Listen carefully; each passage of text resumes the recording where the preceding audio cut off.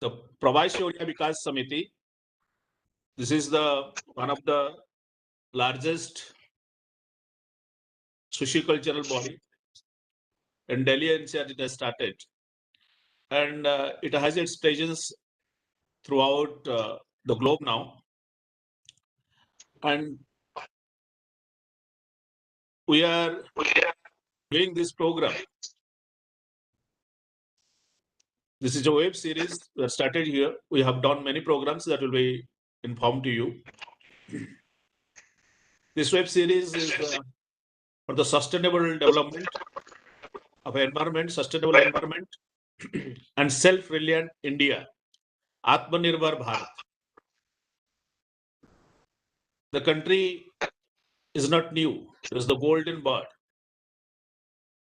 And for 50,000 years, it has come to know that it is a golden bird. And today, we are behind 5 trillion economy. Okay, when we are our contribution was 70% to the world GDP, somewhere it was 30% to the world GDP. Now it is reduced, and we are just trying to thrive for the best position in the world. For that, we need many development things. Many aspects are there, and the weather and environment is one aspect. And India is a multi-weather country. Somewhere it is cold, somewhere it is hot, somewhere is the diversity in the world is itself in India. There is a desert, there is glacier, there is a sea. All things are there, and we have all type of weather disturbances, environmental issues, and for the development, it is required that environment should be protected. Environment we should give our proper environment to our future generation, and the issues lies in the destruction part where we are in trouble. It started from the east coast. There is cyclone, super cyclone, and many things are happening. Once upon a time, Odisha was the hub where everybody, all over the Southeast Asian region, the people of Odisha had business relationship, and now we are thriving for that. Even if the people of Odisha do not go to sea for peace, they depend upon other people, other state people. So what was the issue? Might be super cyclone, might be cyclone not before long ago, and on this the POVS has been pursuing all this thing for the development of Odisha, for the development of the nation, for the development of the country as a whole. Now I will request Dr. Dheeraj Singh. He will introduce he will welcome and introduce our guest. Our guest is the weatherman of India, Professor Dr. Mrutyunjay Mahapatra. Sir, namaskar. And Mr. H.H. Das is the IS officer, and he is the chairman of Gujarat SCA. Next, our another guest is Sushant Kumar Patnaik. He is the chief conservator of Uttarakhand government. And there was also cloud busting issues are there. In Gujarat, there is issue of that Bhuj tremor was there. So all these issues are there. And now I give it to Dr. Dheeraj Kumar Singh, the chairman, the managing director of GRC, and vice president of POVS, and a lot of laurel is with him. Next to Mr. Dr. Dheeraj Kumar Singh. Thank you. Good evening, Jai Jagannath, and very warm welcome to this first edition of National Webinar Series organized by PRAVASI ODIA VIKAS SAMITI, BRICS Chambers of Commerce and Industries, Services Export Promotion Council, GRC India, and the Policy Times. It is indeed a pleasure for us today that Many experienced professionals are available to share their valuable thoughts on the subject. Today, we have amongst us various eminent guests, speakers, learned personnel, my respected friends, and other associated with this national webinar. My sincere gratitude and thanks to each one of you for giving their kind consent and taking their valuable time for being part of this webinar. The topic for today's webinar is Environmental Sustainability for Self-Reliant India. To introduce the panel for today's webinar, we have amongst us Dr. Mrityunjay Mohapatra ji, Director General of Meteorology, Indian Meteorological Department, Sri H.K. Das ji, IS Officer and Chairman of State Environment Impact Assessment Authority, Government of Gujarat, Sri Sushant Kumar Patnaik ji, an IFS Officer and Chief Conservator of Forest, Government of Uttarakhand. I would like to thank the organizing committee of POVS, who has given their valuable time in conceptualizing and organizing this webinar. Company Secretary Suryanarayan Mishra ji is the President of POVS. Srimati Bijan N. Das, General Secretary POVS. Professor Satya Bhushan Das, Chief Convener POVS, and he is a professor in IIM Lucknow. Dr. Jeena Patnaik, Convener POVS. Professor Ashutosh Mahanti, Coordinator. Sri Subhasis Samal, Joint Coordinator. Sri Sushant Mohapatra, Joint Coordinator. Apart from that, I would like to thank the other team members from GRC India, SEPC, BRICS, and Policy Times for their valuable contribution towards holding this webinar series. Environment nowadays has become of prime importance, and I feel that each individual should take this responsibility to safeguard our environment in whatever ways they can. The environmental issues typically addressed in today's world consist of air and water pollution, waste management, ecosystem management, biodiversity protection, protection of natural resources, wildlife and endangered species, and many more. Environmental sustainability as a subject means to conserve these natural resources and protect our global ecosystems to support the health and well-being of humans and animals present in this universe. Apart from being the Vice President of PRAVASI ODIA VIKAS Samiti, I am also the Chairperson of Executive Connect, where my perspective is that any topic of concern, if it is talked about in a meeting, seminar, conference, or webinars, must be taken seriously, and it should be vigorously pursued towards the policy level amendments if required. As leaders, we should own some important aspects of life and should take them to the next level where our future generations can take benefit.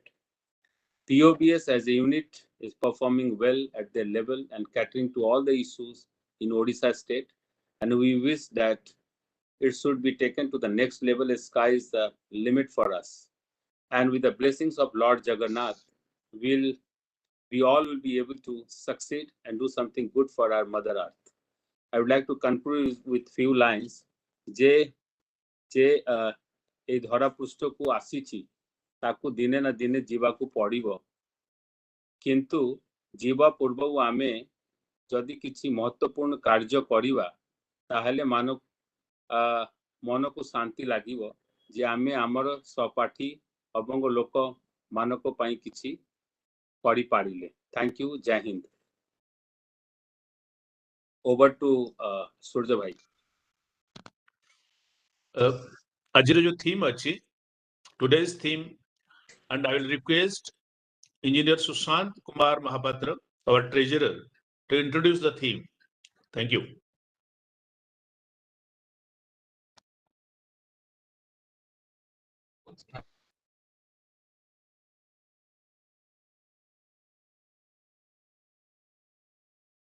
Sushant Kumar. Hello. Sushant? Yeah. Am I audible? Yes, yes. Okay. So, good evening, dear eminent speakers, organizers, and guests. Today's theme is environmental sustainability for self-reliant. Open your video.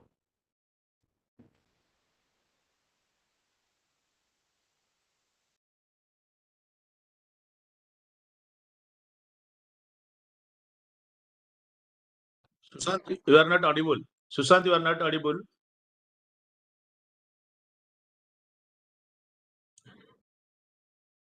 Susan, some technical issues.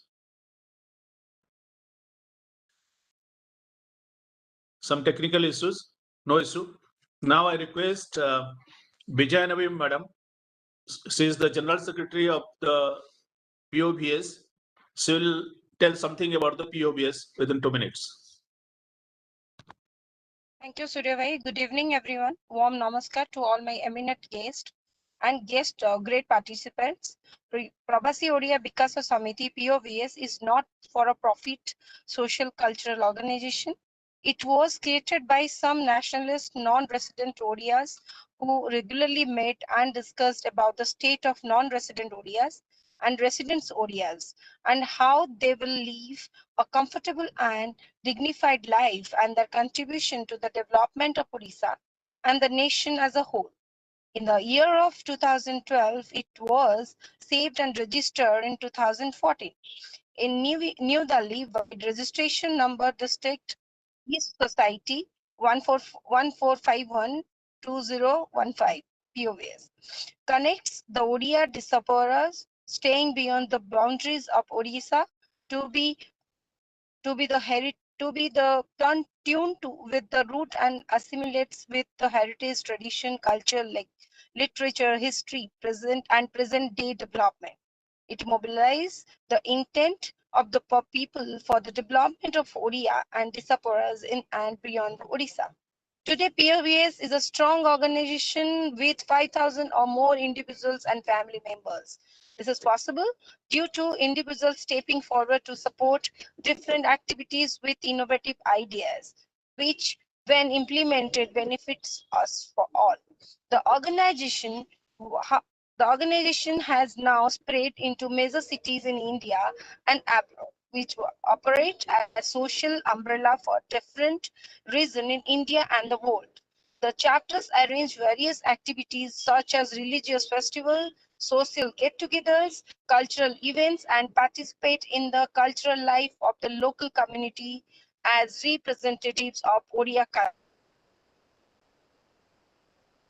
Besides the program, which is happened to be Odia New Year, is the centerpiece of the organization's activity. POVS, an organization whose stated goals are to promote the culture of the Indian state of Odisha throughout the world, facilitate the development of PRAVASI ODIA and Odisha, and contribute in the progress of the individuals and the states, and to facilitate the exchange of information between Odisha and the world. I will not be a wall between you and the speaker. Thanking you all.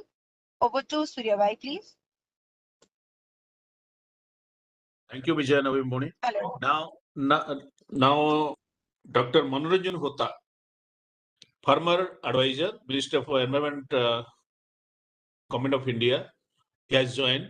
He will be the guest of honor of this program. Professor Satyabhushan Das has also joined.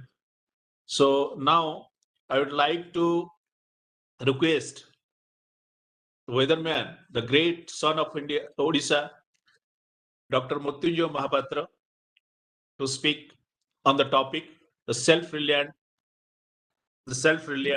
Odisha. The topic is self-reliant India and Odisha in particular. Thank you. Over to you, sir. Namaskar, good evening to all of you.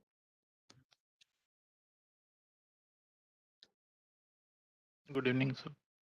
Good evening, sir. Dear and Sir, respected, good evening, sir. dear and respected President, Vice President, and office bearers of PRAVASI ODIA BIKAS SAMITI, distinguished delegates, ladies and gentlemen. At the outset, I congratulate PRAVASI ODIA BIKAS SAMITI for organizing this webinar series and inviting me to be a part of it. As all of us know, the sustainable environment is the prerequisite for any kind of development in the socioeconomic conditions of any society, especially in view of the ongoing impact of the climate change. So when we consider India, the country is also confronted by the various threats due to the climate change, and hence it becomes a challenge to ensure the sustainable development with the sustainable environment. While we consider specifically Odisha state, it becomes more challenging because Odisha is such a state which experiences almost all types of disasters what India experiences. And sometimes I used to say that Odisha is gateway to the natural disasters of the country, like Mumbai is the economic gateway. So I'll just share my PPT. I'll request you to please bear with me.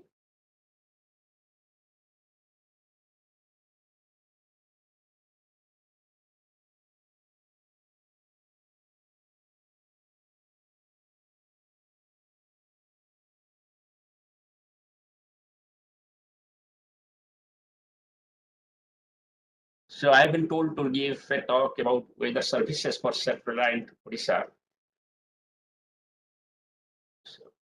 So if you just think about the self-reliance or Atmanirbharta, there are basically the 5 pillars based on which the self-reliance is developed according to Honorable Prime Minister of the country.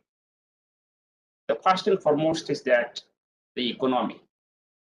If you look at the way in which we are moving forward, or we have moved forward, that has shown a different types of changes, as the President was telling about. The rate at which the economy is improving needs to be improved further, and economy has to have a quantum jump instead of improving in a crawling space. We should have a quantum jump instead of an incremental change in our economy. The second pillar for that Atmanirbharta or self-reliance is the infrastructure. We should have an infrastructure which can become the identity of the modern India,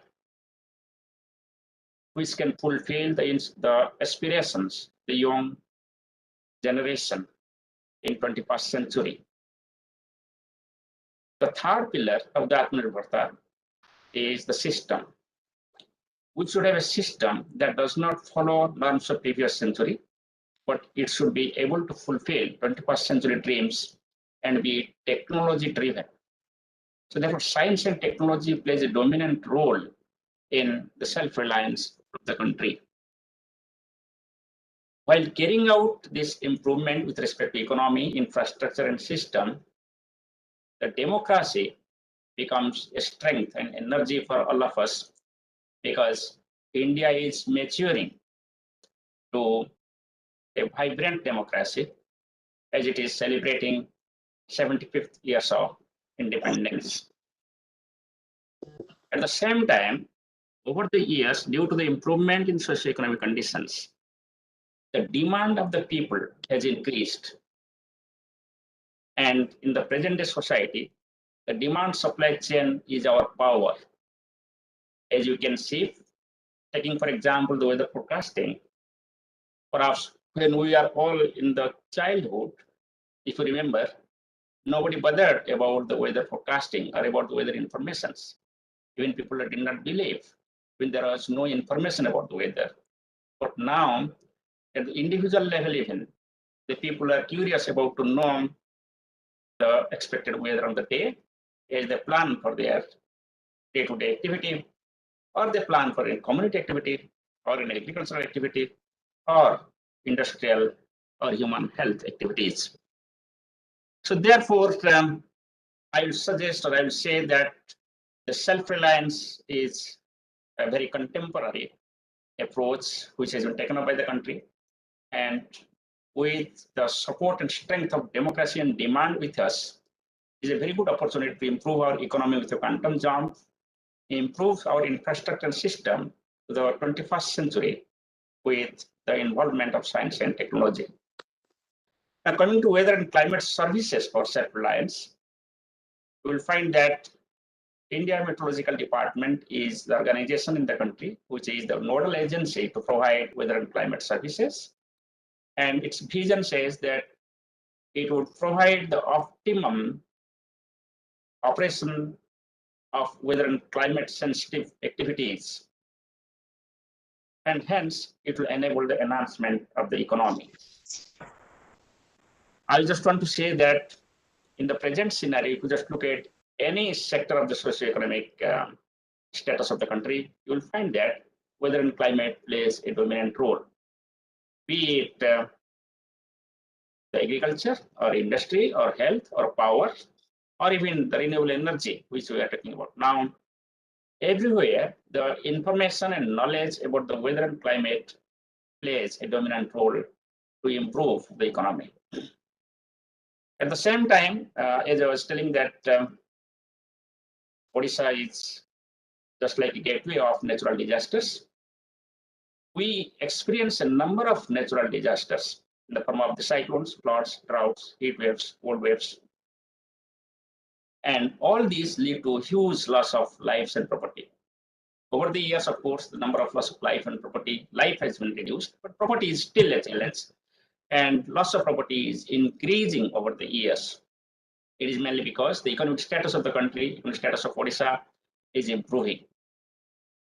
So the IMD has the vision that no weather should go undetected and unpredicted. So therefore, no hazard will go undetected and unpredicted. And accurate warnings against the hazards with reasonable lead time, triggering response from disaster managers to save the public life and property.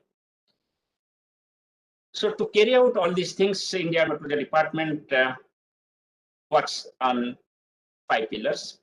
The first and foremost pillar is the observations and monitoring. Meteorology is such a science which is non-linear nature, and where the weather and climate develop as the byproduct due to interaction of various types of forces occurring in the environment, that means atmosphere, ocean, and earth. And being a non-linear science, it greatly depends upon the initial status of the environment system. So therefore, it becomes essential to have very frequent observations, accurate observations, dense observations throughout the globe to monitor the weather, and hence that becomes the key to improve the weather forecast. At the same time, the numerical modeling, that is numerical prediction models, are developed and utilized to simulate the atmosphere and hence to simulate the weather and climate conditions and predict it for different space and time scales. So while doing so, the information about the expected severe weather is provided to the general public and disaster managers in terms of severe weather. We further go for sectoral applications so that each and every socioeconomic sector gets benefited to improve the economy, utilizing the weather and climate informations. To support all these activities, the R&D is key part, and hence the science and technology and innovation policy, which has been adopted by Government of India last year, plays a dominant role to support and enhance the research and development in the field of meteorology, and hence to support the weather services. So with all these visions and strategy, what we do actually, we go for augmenting the atmospheric observations, developing the adequate modeling strategy, and we conduct the cutting edge research and invest in human resource development in terms of the capacity building and the training program. So just I was telling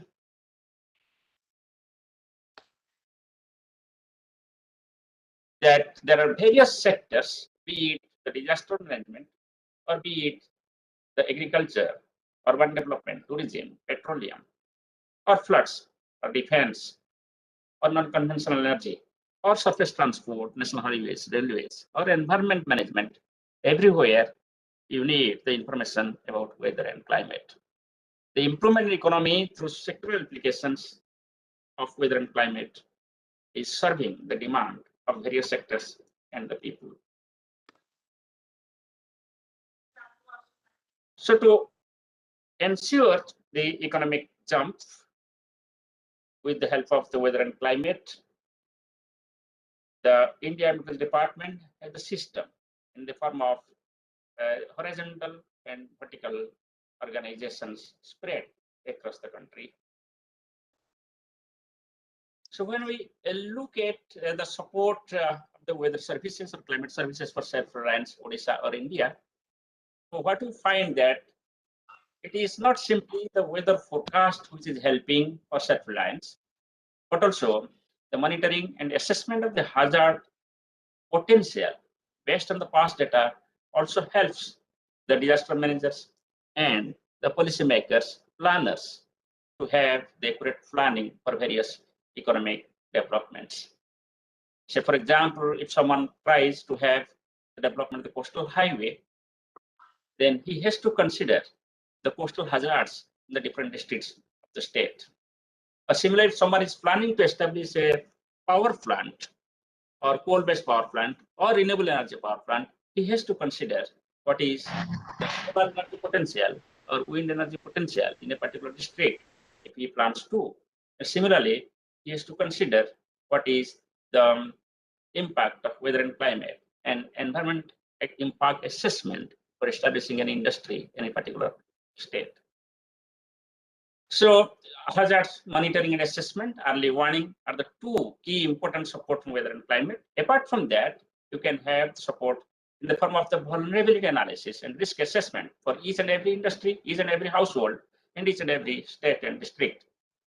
You also need the technical support for preparedness and planning and technical support for management of natural resources. For example, Odisha is such a state who has about 145 centimeter rainfall per year, and such a huge amount of water resources naturally available.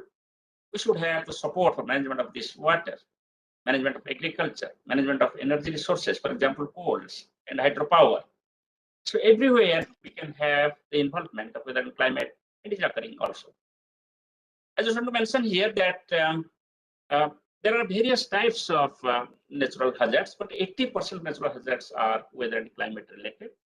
And in the state also, if you see, most of natural hazards are weather and climate related, except the two. One is the landslides, which occurs mainly in the hilly areas in the South Odisha.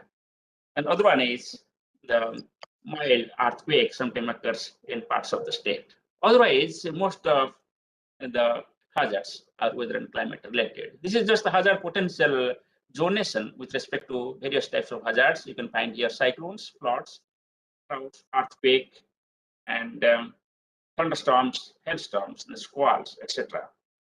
One of the most important hazards, apart from the large-scale hazards like cyclones, floods, and droughts, is the thunderstorm occurring in Odisha. Perhaps you might be knowing that the thunderstorm occurring in North Odisha is popularly called as Kal Boishakhi or Nor'westers, because these thunderstorms travel from Bihar and Jharkhand and move towards North Odisha and Gangetic West Bengal. And while they approach towards North Odisha and Gangetic West Bengal, they become disastrous. They become furious. Intense thunder associated with winds and rainfall occurs, and it sometimes leads to the damage to houses, uprooting of trees because of the strong winds. And frequency of such thunderstorms and lightning is maximum in the month of Baisakh. Therefore, it is called as Kal Boishakhi. It is called as Kal because it is very furious. And if you look at the distribution, one map is written right and top, right and bottom map, you can find that the frequency of thunderstorm in the month of May and April is maximum over the North Odisha and adjoining areas across the country. If you consider lightning, you will find that every year almost about 500 people die in Odisha and 2,500 to 3,000 people die in the country. While we have been able to minimize the loss of lives due to tropical cyclones, which is occurring about 10,000 in 1999, now it is about 10s and 20s only. the number of deaths due to lightning has not reduced. It is rather increasing in the country. And over Odisha also, there is no significant decrease. Of course, there is little decrease last year compared to previous year, but on the average, about 500 people are dying every year because of the lightning. Now, if you just look at the physical features of Odisha, you will find that Odisha is dominantly a maritime state with the coastline of about 480 kilometers, and you have the coastal plains, and you have the northern upland in like Keonjhar and Mayurbhanj districts, and you have the southwestern hilly areas, that is Eastern Ghat region, or starting with Malkangiri, Koraput, Rayagada, Kalahandi, Gajapati, and Ganjam and Kandhamal districts. Then, of course, you've got river and plains, starting with Sambalpur, Sundargarh, Jharsuguda, up to the coastal belt. So, what you find that the soil, which is fortunately is very good for Odisha. It is very fertile for the agriculture, and we are blessed by the nature.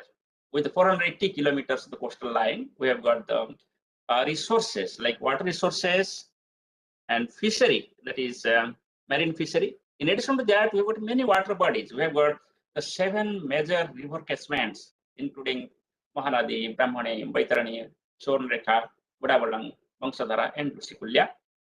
And these rivers attribute towards the economic development of the country. And apart from that, we have got very good mining systems. So all these, I just want to mention here that physiographically, Odisha is very different from other countries. And also very varied, and it provides the opportunity for the socio-economic development of the state. But at the same time, if you just look at the various types of natural hazards in Odisha, you will find that major hazards are, I am keeping thunderstorm at the top because nowadays number of deaths due to thunderstorm is maximum, and then followed by the floods and droughts. Then we have got the heat waves and cold waves and the cyclones. The cyclones have recently decreased. About 5 cyclones developed in the country, but average 1 cyclone affect Odisha. We get around on the average 5 to 7 days of heat wave conditions every day. Cold waves experienced only in the interior part of the country, like Sambalpur, Sundargarh, Jharsuguda, and adjoining areas of interior state. Then floods, usually we experience 1 or 2 floods every year. Even if in the deficient rainfall year also, you will get floods, localized floods in the country, in the state. We also get droughts. There are certain drought-prone areas like Kalahandi and neighboring areas where almost every year we have the drought situations. And thunderstorm, as I told you, thunderstorm occurs across the state, but its frequency and intensity is maximum for northern parts of the country. So apart from that, also we experience the tornadoes, hailstorms, gales, and squalls. And if you compare different coastal states of the country, the North Andhra Pradesh and Odisha are most prone for the cyclone activity, and about 1 cyclone affects the country almost every year. And if you consider the extremely severe cyclone storms, you will find that Odisha is most prone among different coastal states for the extremely severe cyclone storms.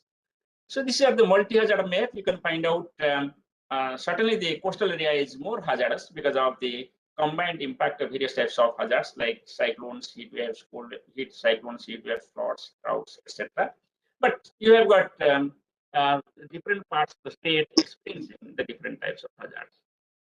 Now, if you just look at the cyclones affecting Odisha, as I was telling you, over the years, the total number of cyclones affecting Odisha is not increasing. Rather, it is decreasing. But if you consider the very severe cyclone storms or extremely severe cyclone storms, there is no change. That means earlier, whatever number of extremely severe cyclone storms are affecting Odisha, now also it is the same. So what does it mean actually? While the economic condition of the state has improved, therefore there has been more vulnerability. While the hazard remains same, the vulnerability has increased over the years because of our increased exposure, because of our increased economic conditions along the coast. So therefore, risk becoming multiplication of hazard and vulnerability, the risk has improved over the years, even though the hazard has not increased. This is the same case. Which मैं also आपको showed that देखो जहाँ पे total number of cyclones and extremely severe cyclones and very severe cyclones. Now, if you see which districts are more prone or which is less prone, Odisha is most prone, I told you previously. But among the coastal districts, if you find out, the most prone districts are Balasore, Kendrapada, Jagatsinghpur, Bhadra districts. And it is followed by Ganjam, Puri, and Khurda. And then it is followed by Mayurbhanj, Gajapati, Jaspur, and the other districts. The red color districts you find are the most prone districts, followed by orange color, and followed by the blue color. Now, if you just look at the flood hazard map of Odisha, you will find that, as I was telling, that the coastal Odisha experiences very disastrous floods, as all of us know, and about 9% of the land area in Odisha is affected by flood during 2010-2018. So if you just look at quite a good amount of the area is experiencing the floods every time. And there has been the hazard severity, you can see starting with very low flood proneness to very high flood proneness in different parts of the state. Now, if you just look at the total rainfall which occurs in the state, it is about 145 centimeter rainfall occurring throughout the year. And out of that, about 79%, almost you can say 80% of the total annual rainfall occurs during southwest monsoon season, that is June to September. Therefore, the monsoon rainfall is very critical for Odisha. It is followed by the post-monsoon season rainfall, that is 10%, that is during October to November. And basically, this rainfall for October, November occurs because of the depressions and cyclones developing over Bay of Bengal, which moves over Odisha during October and November.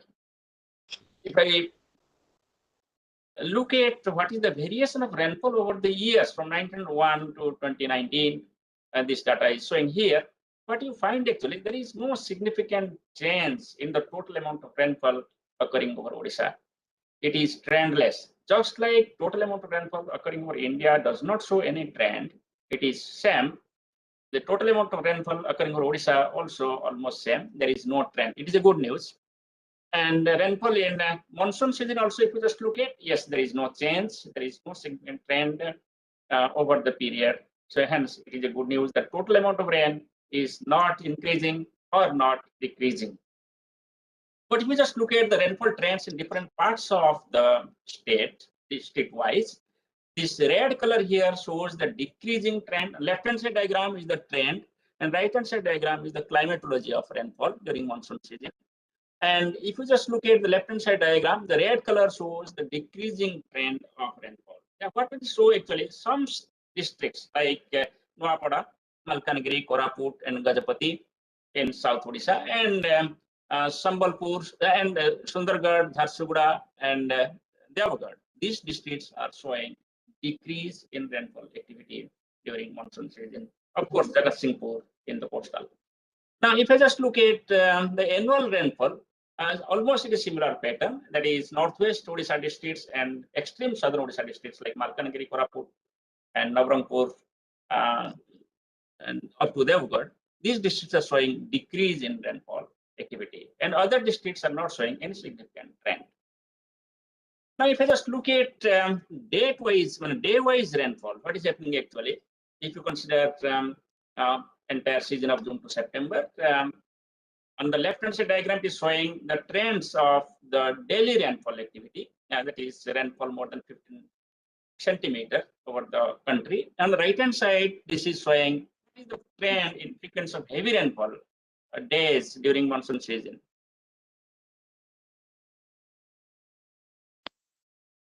No, it got my PPT got disconnected, or are you able to see? Not PPT We is are not visible. we are not able to see. It got disconnected. Just wait. No, we can see.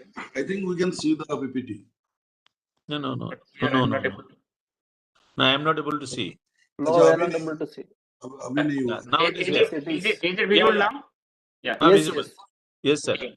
So what you find here on the right hand side diagram, the upward red arrows indicate the increase in number of heavy rainfall days, and blue arrows downward indicates the decrease in heavy rainfall days.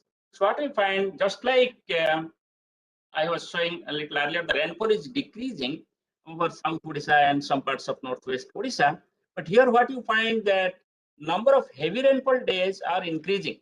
So even if the rainfall is decreasing, the total number of heavy rainfall days is increasing over South Odisha, especially Koraput and Rayagada, Malkanagiri and Navarampur areas, and of course some parts of Northwest Odisha.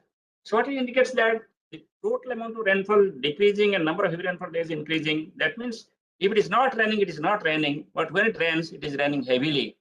So that is the case. So this type of rainfall, when it is not raining and it is raining in a smaller time heavily, that will lead to flash floods, that will lead to urban floods, that will lead to surface runoff, and that will not lead to percolation of water into the ground, and hence the groundwater will decrease.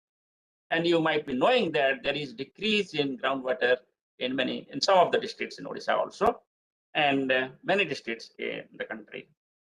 So if I just look at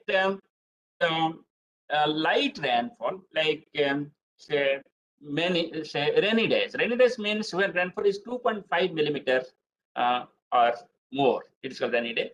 And when it is less than that, it is called as dry days. You just see on the right hand side diagram, annual rainfall on the right hand side bottom diagram, trend in frequency of dry days, Odisha. What you find actually, number of dry days are increasing.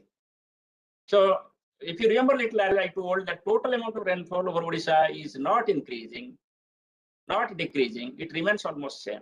But at the same time, total number of dry days are increasing. That means rainfall is now not temporally uniformly distributed over the years. It is occurring over a smaller number of days. And within a day also, it is occurring over a smaller period of time. And hence the flood proneness is increasing over the years. Now, if I just look at the temperature trends in Odisha, so what you find actually, there is an increasing trend in Mayurbhanj, Balasore, and Bhadrak district in the winter season, minimum temperature. That means cold condition is increasing in those districts. Otherwise, there is no such trend in any other districts. If I just look at the summer temperature, the pre-monsoon season, that is March, April, May, what you find actually, the left-hand side diagram, please see, you can find out that there is a significant rising trend you can find out on the southern part and south coastal districts. So that means temperature is increasing over this area. So temperature increasing means the probability of occurrence of heat wave conditions over these districts, including Bhubaneswar, is increasing. If it's just the monsoon season, in monsoon season also the temperature is increasing across the state. Everywhere you see there is a significant increasing trend in all the districts of the state in monsoon season. What is the implications? Now, if you just remember, the temperature is increasing in monsoon season. If temperature increases in the environment, the moisture holding capacity of the environment increases.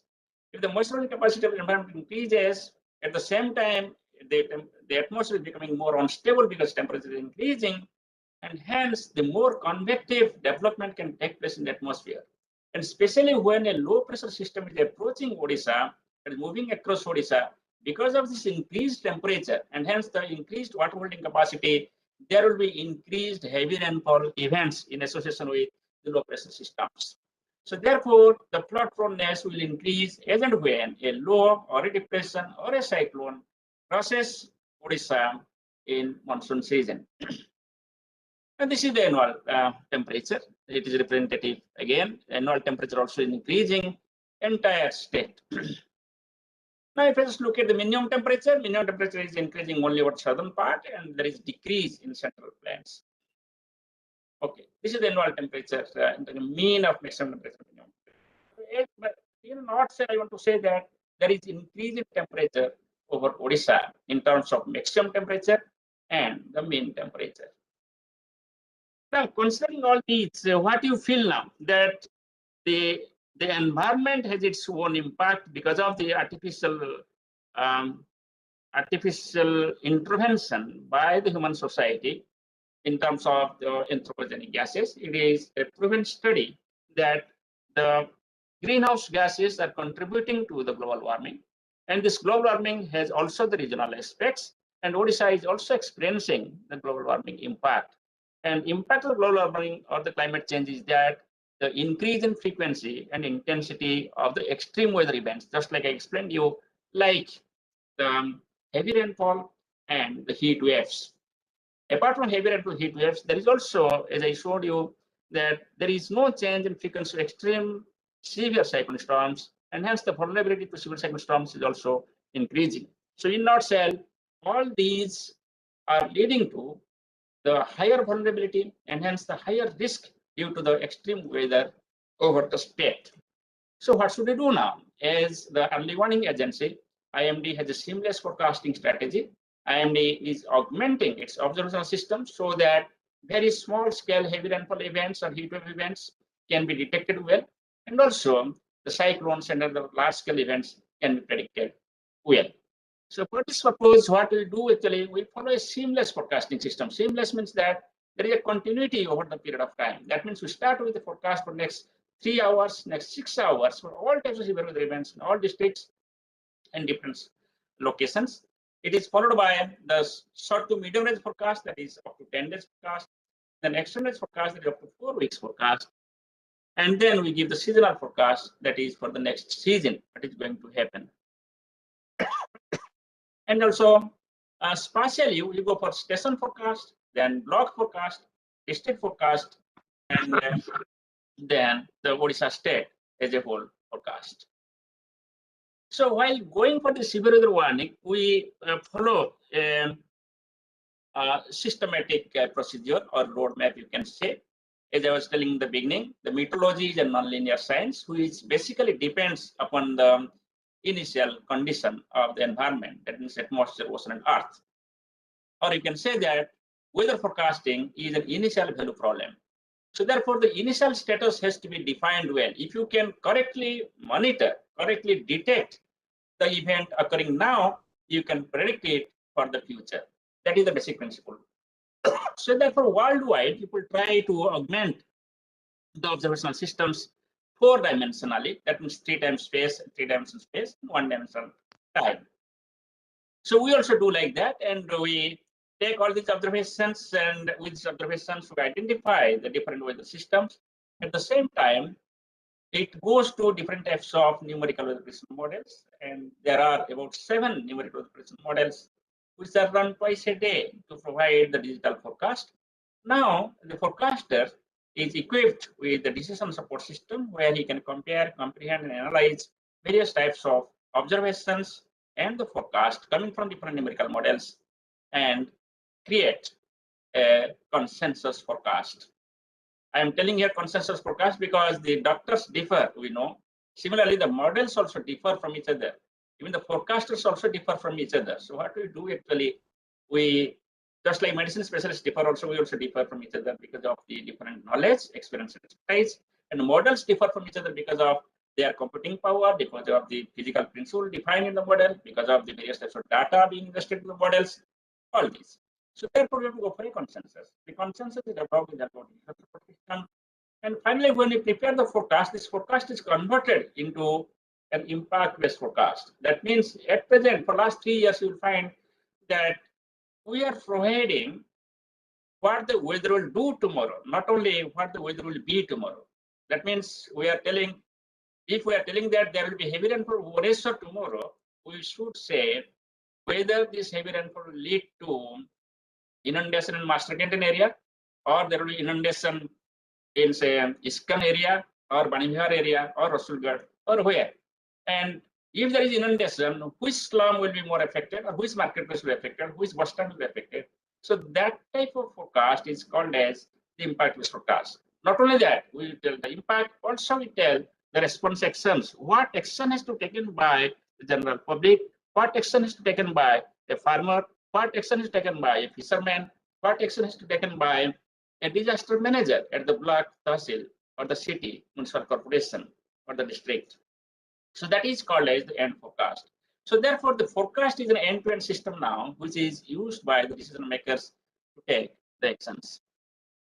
Now coming to Odisha, Odisha is well equipped with respect to the meteorological observations. And we have a meteorological center in Bhubaneswar, and we have, you can see from the left-hand side diagram, we have got 251 rain gauges in different districts and sub-district levels. We have got high wind speed records along the coast. We have got upper air observatories. We have got agriculture-specific observatories, and also we have got surface-based observations in almost all the districts. And if you just look at daily observation summary, what we do actually, every day we provide what has happened during past 24 hours, and that is called as daily weather summary. And at the same time, also we give the information what is occurring now. Every 3 hours, the information is generated and provided to the public. And with the automated weather stations, the information is generated every hour and every 15 minutes. This is just an example of the rainfall distribution in different districts of the state.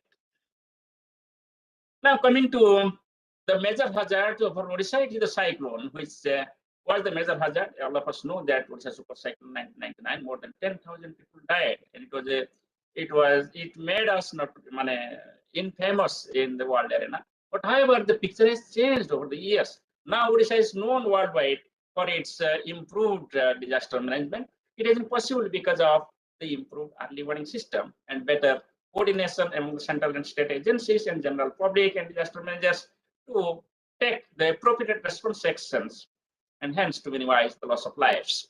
So here what we do actually in cyclone, we provide 15 days forecast now, and 15 days means week 1 and week 2 forecast to provide whether there will be any genesis of the cyclone for the Bay of Bengal Arabian Sea.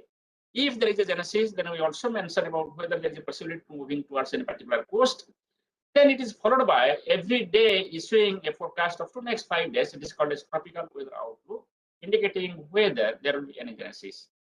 Then we go for providing the track, that is path and intensity and structure and shape and size of the disturbance when a depression forms over the Bay of Bengal.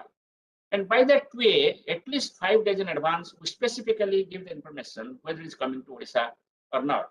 If it is coming to a particular state, we also mention about what is the landfall point and landfall time, and accordingly, what will be the adverse weather in terms of the heavy rainfall, winds, and storm surges, what will be the expected damage, and what action should be taken by different stakeholders and the public. All these informations are provided in different stages like pre-cyclone watch, cyclone alert, cyclone warning, and post-landfall outlook. You perhaps might be knowing, but I'll just repeat here that information is very sector specific and user specific. It goes as a 4-stage warning system for the disaster managers. It goes to ships in the deep sea through Inmarsat in the form of Global Maritime Distress Safety System Bulletin. It goes to coastal ships, trawlers, etc. as a coastal weather bulletin. It goes as a port warning bulletin to all the ports in Odisha state. It goes to fishermen and fishery officials in 2 different bulletins. Bulletin for fishermen is different from bulletin for fishery officials. Fishermen bulletin is very simple, easy to understand. Then aviation warning, it goes to all airports. Then it goes to all India radio, Doordarshan, FM radio, community radio. And also it goes to registered users, those who have registered. For example, national highways, Indian railways, all industries on the coast are registered with IMD to get the specific warning for their purpose. And nowadays also have gone for the social media. Just an example of Cyclone Yas last year, all of you might be knowing that Cyclone Yas moved south of Balasore and crossed coast. And this, you can just an example, you can see how the black line and red line are just coinciding with each other. Red line indicates the forecast track or path of the cyclone, and black line was the actual track of the cyclones. You can see how the 72 hours before, it could be correctly predicted that it will move towards Balasore. Now, flood is another significant event in Odisha. So what we do actually, we have a very well-established collaboration with Central Water Commission. We provide the rainfall forecast, and based on rainfall forecast, they give the flood forecast. And flood forecast is provided to the state government for different river catchments and also for the reservoir, mainly the Hirakud reservoir. And here, what happens, apart from forecast, we also give what rainfall has occurred in the past. That rainfall information also helps in planning. That also goes to state government, irrigation department, and also it goes to the Central Water Commission. Another new concept what we have done in recent time is the flash flood guidance. As you might be knowing, in cyclone Yas, the coastal areas of Balasore and Bhadrak district, starting from Dhamra up to Chandraneswar, it was flooded, and we provide this flash flood guidance. That is, what will be the amount of flood and flood depth during next 6 hours, next 12 hours. And this is the example on right hand side, the cyclone Yas associated flash flood issued on 26th May. Now, for each and every river basin, we have got around 10 river basins along Odisha. And what we do actually, we provide river catchment forecast. It goes to CWC, Central Office in Bhubaneswar. Our office at Bhubaneswar provides this forecast to them and also to irrigation department. And these are the different river catchments, as all of us know, starting from Subarnrekha to Nagavali, among Sadhara. So what we do there, actually, we provide 5 days forecast for each and every river catchment. And we give the quantitative precision forecast, we give the heavy rainfall warning, and we give the quantitative precision estimate in the past. So all these help to run the hydrological model. And recently what we have done actually, a joint bulletin is being prepared with IMD, Central Commission, and National Disaster Response Force, as per the suggestion by the Home Minister, Honorable Home Minister, from last year. And it goes for better management of the river and flooding. And this is the case of heat and cold wave. All the information, whatever I have discussed so far, are available in GIS platform. This is just an example of heat wave and cold wave information available in GIS platform. We also here give the impact-based forecast for heat wave.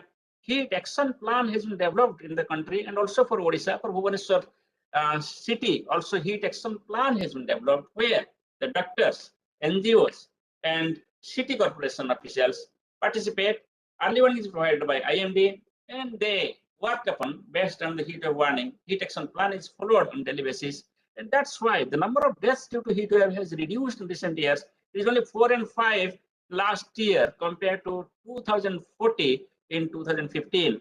And if you go a little back, you'll remember that in 1998 May, June, more than 2,000 people died in Odisha because of the heat wave. God's grace, there is no repetition so far, and I am sure it will not repeat it again, because the heat wave warning and heat action plan is in place. Now, thunderstorm, I was talking about in the beginning, that is a major killer nowadays in the country, and claiming about 20,000 to 3,000 deaths every year. In Odisha, also about 300 to 500 deaths every year. So what we did in the last 3 years, I was given the responsibility as a chairman of task force to develop a lightning warning system. Now, country has a lightning warning system. It is being operated in Bhubaneswar also. It is being provided for different districts and different stations, state headquarters, district headquarters, and important cities and towns. And a mobile app has also been developed to give the lightning warning information called as Damini. All this information is being provided every hour and every 3 hours based on the technology developed within the country, satellite, radar, automated stations, and other observational tools. So these are the different types of observational systems which are being utilized to predict thunderstorm and lightning. Now, you can see that an example I'm just putting on the left-hand side. It was the intense lightning activity over Odisha. It occurred on 21st April 2019. You can find out on right-hand side, this is the forecast, every 3-hour forecast, which could be generated utilizing this model. And on right-hand side, you can see here how the thunderstorm occurred over Odisha and lightning occurred over Odisha, these red marks you can see. So what I have to say that now we have been capable with complete self-reliance to provide the lightning warning across the country and also for Odisha. You'll be happy to know that there are only 5 countries in the world who provide lightning warning at present. All countries are not able to provide the lightning warning. So this is a multi-hazard warning advisory map developed by Odisha for different districts and also in block of Sugar. And you can find out the red color means it is warning, orange means alert, and yellow means it is watch. So it is provided for all types of hazards affecting the state. And for the farmers in the state, we have got the Agro Advisory Services. Its service goes is a public-private partnership. What we do actually, we collaborate with state agencies, state universities like UAT and VIKAS, that is Krishi Vigyan Kendras of Indian Council of Agricultural Research, and also the various private agencies like Reliance Foundation and MS Swaminathan Foundation, etc. And accordingly, the information are generated vividly twice a week, that is Tuesday and Friday, but it is updated every day also. It goes in form of the text and graphics also. It goes, you can see the Krishi Vigyan Canvas that is under Gramin Krishi Mosam Seva, the project taken up under the Niti Aayog scheme. It is operational in Odisha. You can find out that it almost uniformly distributed across the state in association with the various agencies. That we have the collaboration with ICAR, then ISRO, then OUAT, VIKAS, State Agriculture Department, ORSAC, IIT Bhubaneswar, then Department of Agriculture and Family Welfare, Minister of Information Broadcasting, Minister of Rural Development, NGOs, and TPP partners. So at present also we are providing forecast for 240 blocks in the country for agromet advisory services. And these are the agromet products. You can find out all types of products which are required for agriculture, including rainfall, temperature, wind, etc., are provided both in textual and graphical form and local language, in ODIA language also.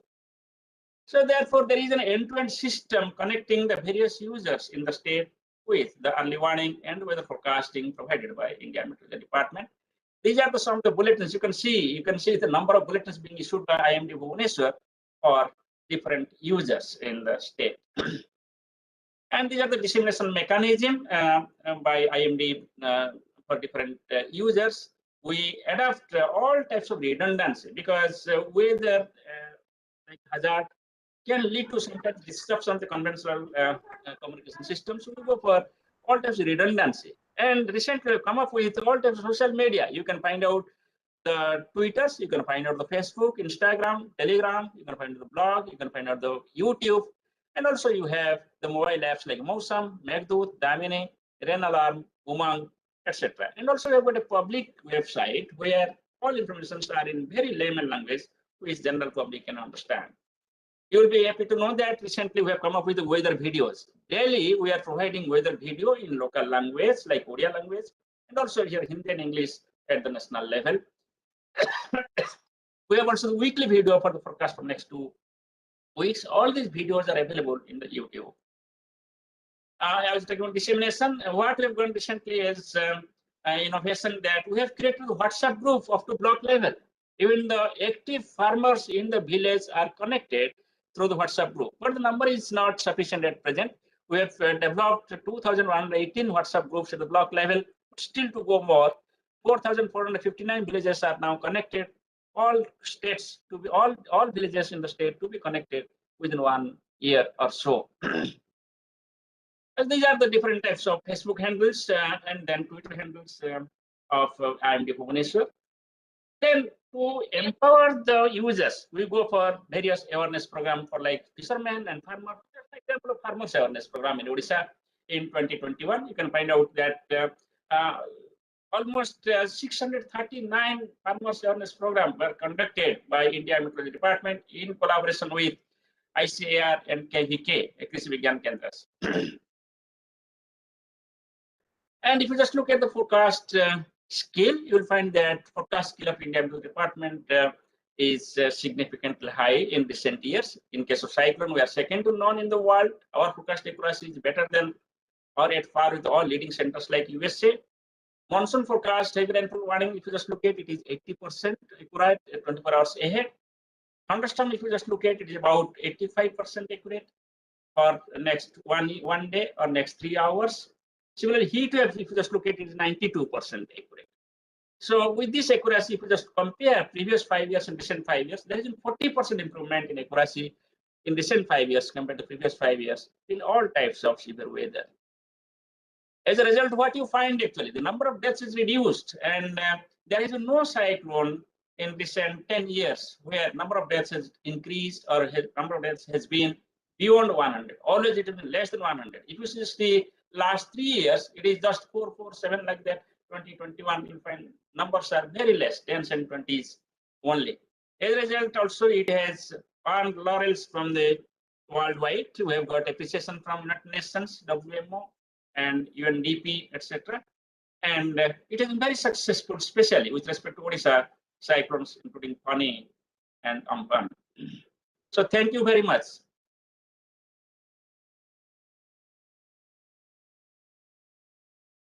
Thank you, sir, for your elaborative presentation on the sustainable development and sustainable self-reliant Odisha and India. You have covered all the parts, all type of weather aspects, and the Megadut app and the issues, how people are getting the information earlier whenever the things are going to happen. If it was in 99, the hazards what haven't happened at that time, it will not happen. Thank you for your effort. And now I request Sir Sushant Patnaik, Chief Conservator or Speaker, to have over to him, sir. Over to Sushant Patnaik ji.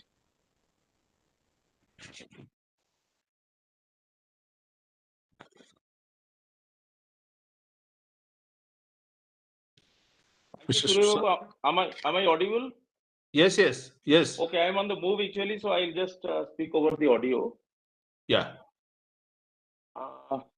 Firstly, I would like to thank Dr. Dheeraj Kumar Singh, my good friend, for inviting me to attend this webinar, national webinar, and also would like to thank the organizing committee of the POVS for making me a part of this luminary group on a subject which is very pertinent for our national goal and development. Now, after hearing to Dr. Dhananjay Mahapatra Babu about the natural disasters vis-a-vis various weather phenomenon and its impact of my home state to Odisha, it has been very enlightening to hear all the aspects of this particular topic. However, today's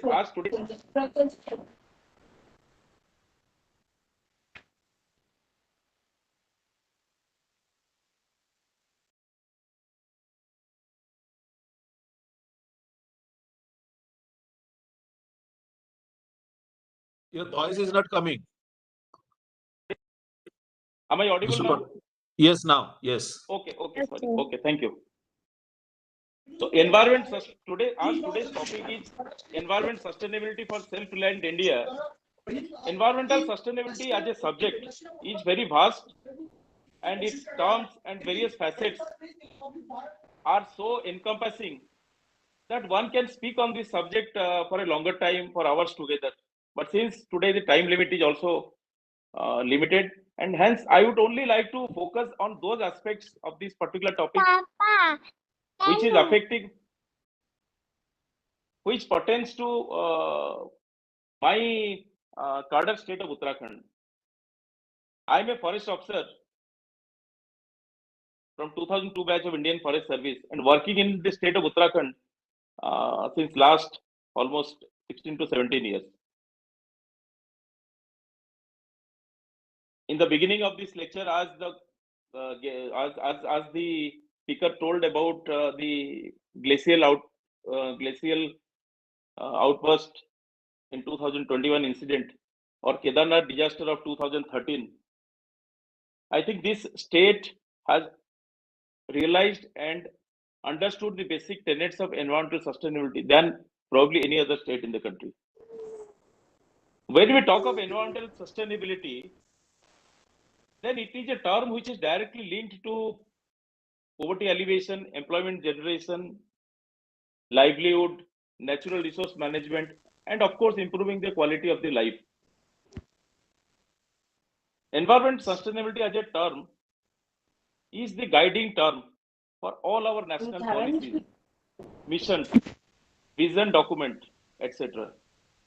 As you know, our Niti Aayog is the prime body, is the apex body which is forming the policies in various sectors of our national growth.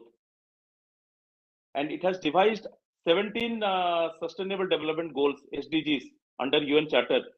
And these 17 sustainable goals, if you look at each of these goals, they are definitely linked to the environment in one way or the other. So all our national policy making, policy documents, mission documents, vision documents are ultimately being directed towards achieving this goal of environmental sustainability. Without going to the basic, as you know, the environment as a field, it has got various components: air, water, forest, wildlife, ocean, everything. It is not possible to discuss each of these components at vast in this shortest time. So I would dwell upon the forest and wildlife sector of the environment and how it is being made sustainable at a national level and with reference to my specific state of my cadre state of Uttarakhand. Now, forest and wildlife as a sector in the environment is being made to sustainable through various mechanisms. I would only highlight three mechanisms. One is the regulatory mechanism. This regulatory mechanism is through policy, acts, laws, rules, bylaws, etc. As you know, that our country recently the Parliament has devised the Government of India has devised the forest policy, National Forest Policy of 2020, which is guaranteeing of sustainable forest management and the creation of favorable conditions for an efficient and innovative forestry and timber sector. This forest policy is guiding the total forest cover, the wildlife, extent of wildlife that we should have in our country. This forest policy is guiding the various facets of forest management, the silvicultural management, etc. This forest policy is guiding the target groups which would benefit from the forest and which would manage the forest for its sustainable development. The other aspect is the participatory mechanism. In the participatory mechanism, we have the role of various institutions, whether it is the government, the local bodies, urban bodies, Nagar Nigam, village panchayats, or the pressure groups, the NGOs and self-help groups. The last is the judicial review mechanism. The National Green Tribunal, various judgments of Honorable High Courts, Honorable Supreme Courts, and also the International Court of Justice are binding on our government policies, and hence are binding to make the programs which are making the forest and wildlife towards the sustainability. Now, in general, what are the factors that is affecting our environmental sustainability? Obviously, to my mind, there are largely three factors: population rise, unbalanced development, and as Dr. Mahapatra said, the natural disasters. In the forest, the natural disasters are in the form of floods, landslides, and forest fire, which is a bigger menace in Uttarakhand and many of the forest-rich states.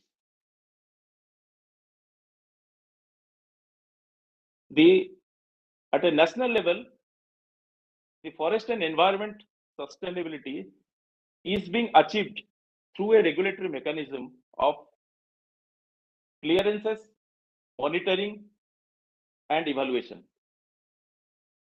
When you talk of clearances, it means there, as per the Act, Environment Protection Act, Indian Forest Act, Forest Conservation Act, Wildlife Protection Act, etc., various permissions are being granted for various activities within the forest and in the wildlife zone.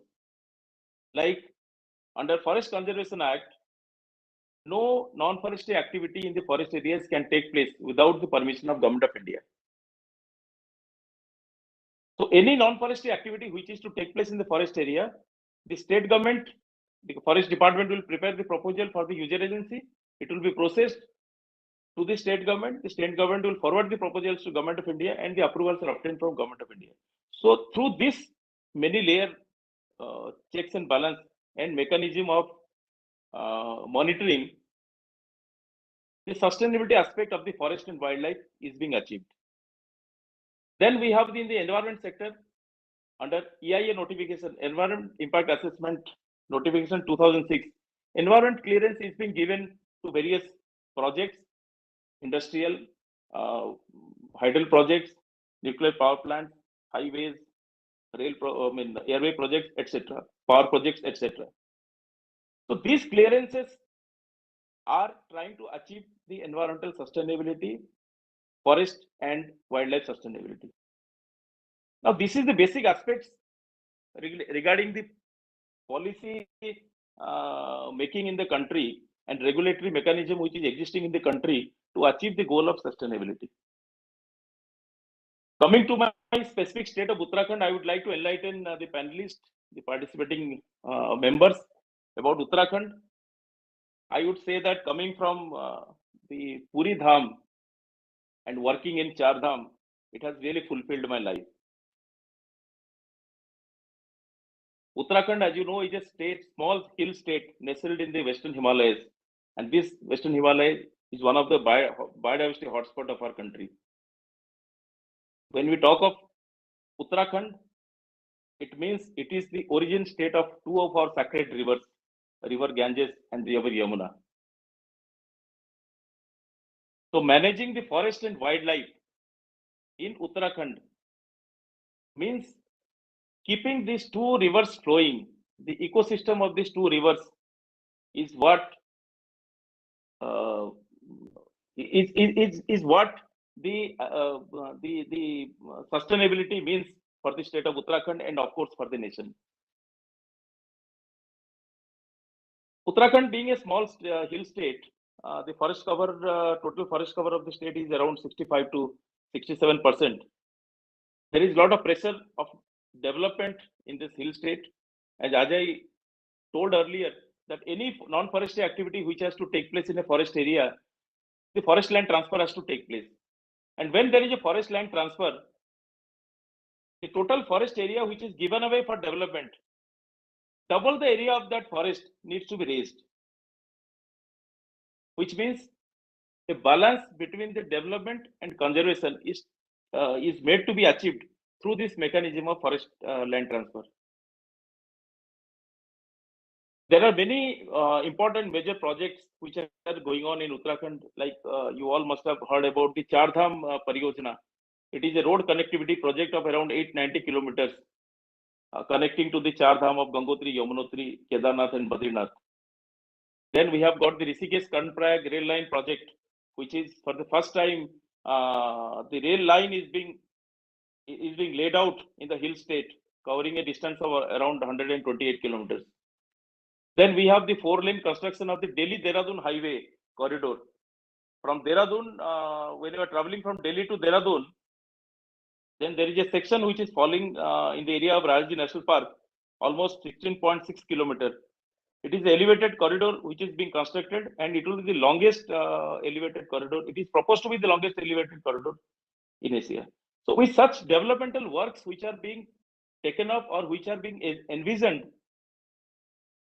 it is really a great challenge and great task for the forest department and for the state government to ensure that the forest which is being cut would be managed sustainably through compensatory afforestation and through other mitigational measures of eco-restoration works. In the,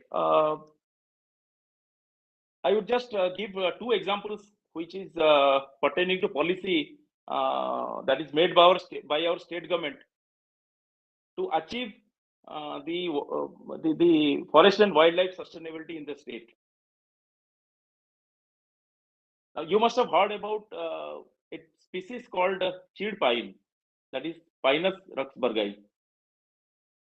It is a tree cover. It is a species which grows in the subtropical, between the zone of subtropical and subtemperate in the Western Himalayas, and as well as in the Eastern Himalayas also. Now this tree is highly inflammable because it sheds its pine, the pine needle, जिसको हिंदी में चीड़ pine कहते हैं, चीड़ पिरुल.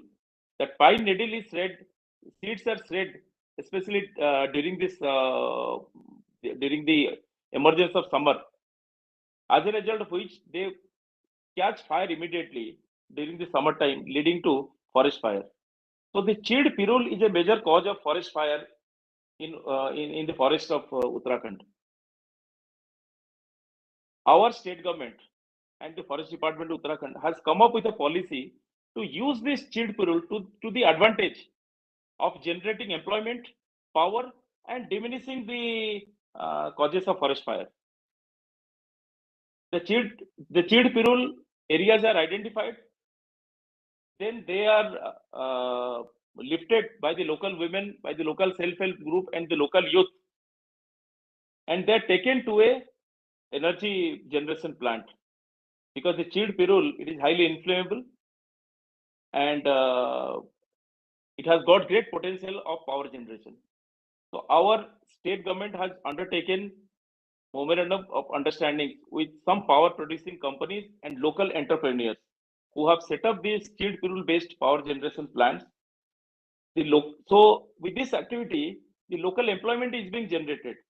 The government is giving 2 rupees per kg as subsidy for payment to the local people, local women, local youth who are lifting this Chid Pirul from the forest areas and carting them to the power generation plants.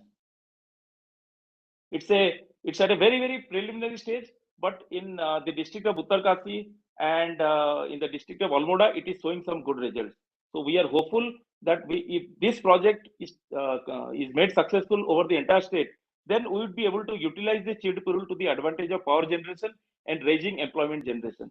So with this, the forest fire causes would be reduced and we will be able to manage our forest in a more sustainable manner. Now, bigger hydroelectric projects are obviously causing a large scale displacement and environmental degradation. So our state government is preparing plans, is promoting entrepreneurs who are going for the micro hydel projects instead of mega hydel projects. And these micro hydel projects in various micro hydel catchments are yielding good results. It is promoting local entrepreneurship as well as it is giving employment and being sustained and proving to be sustainable for the forest and environment sector. I would give you another example of how our forest areas are being made sustainable by local employment and livelihood is being generated, and yet it is contributing to the self-reliant India. Now, in this present global scenario where we are having this Ukraine and Russia war, and we are also having a very nasty neighbor in the form of China, our armed forces are our strength. They are a greater hope of our nation.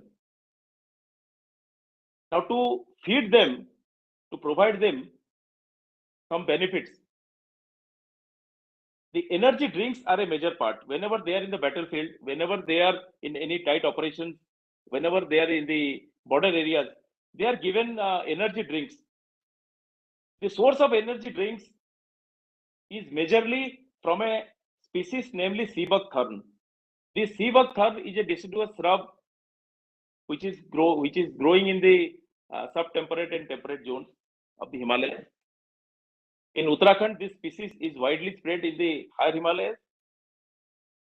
However, over a long period of time, the forest department has been looking after conservation of this particular species. Now, you will be surprised to know that the energy drink, which is sourced from the seabug thorn, is largely being imported from China and Vietnam and some other Southeast Asian countries. So, if we are able to manage the seabug thorn in our forest, well, then our imports of seabug thorn from China would get reduced, and obviously we become self-reliant in developing energy drink for our soldiers, for our officers in the field, in the battlefield. So the forest department has embarked upon a program, a plan partly funded by Ministry of Environment and Forest and also partly funded by the state government, that we are going to raise seabug thorn of over 1,000 hectare area in the forthcoming plantation year. We have already identified the areas, we have identified the nursery technique, and we are going to undertake the plantation of this particular species. Now, plantation of this particular species is being carried out in the degraded forest areas, as a result of which the eco-restoration work can be completed. This would generate huge employment, and obviously, at the time of harvest of this plant, the energy drink producers can be provided the Sivakan seeds by the suppliers from the plantation side. Now, this is just one example which I gave to my speakers as to how the state government policies, the forest department programs are orienting towards achieving the forest and wildlife sustainability, yet trying to make the state and the country self-reliant in its own way. Now, I think without taking much of the time, I can only say as a forest officer that the environmental sustainability for self-reliant India is a topic which touches each and every section, group of our society.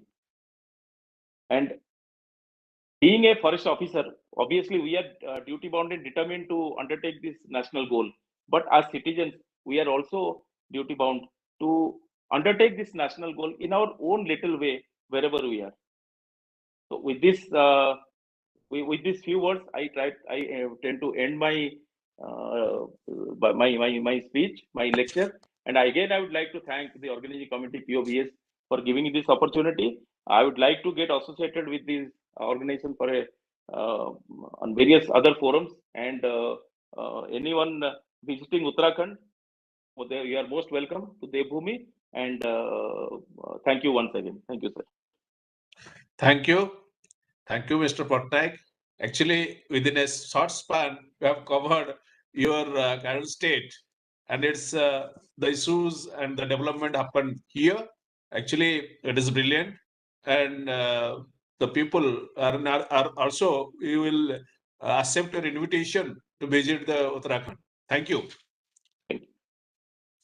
Now I'll request Mr. Iskadas, the chairman in the Gujarat Environment Authority, Impact Assessment Authority. Though he's not well, but still will speak few things to us. Thank you. Over to Mr. Das. Yeah. प्रवासी ओडिया समाज दिल्ली रो president Suryanarayan Mishra Babu, Dr. Dheeraj Kumar Singh, and friends, I noticed that there is a very large attendance in this online program organized by Dr. Singh. Although the surname of Dr. Singh signify that he may be from another state, but he is from Odisha and speaking such pungent Odia has inspired me, and I could not leave the temptation to be part of this conference today, although I have not been keeping well for last 2 days. Friends, climate action, climate change, all that has been happening over the years is something that all of us have been not only witness, but we are also victims.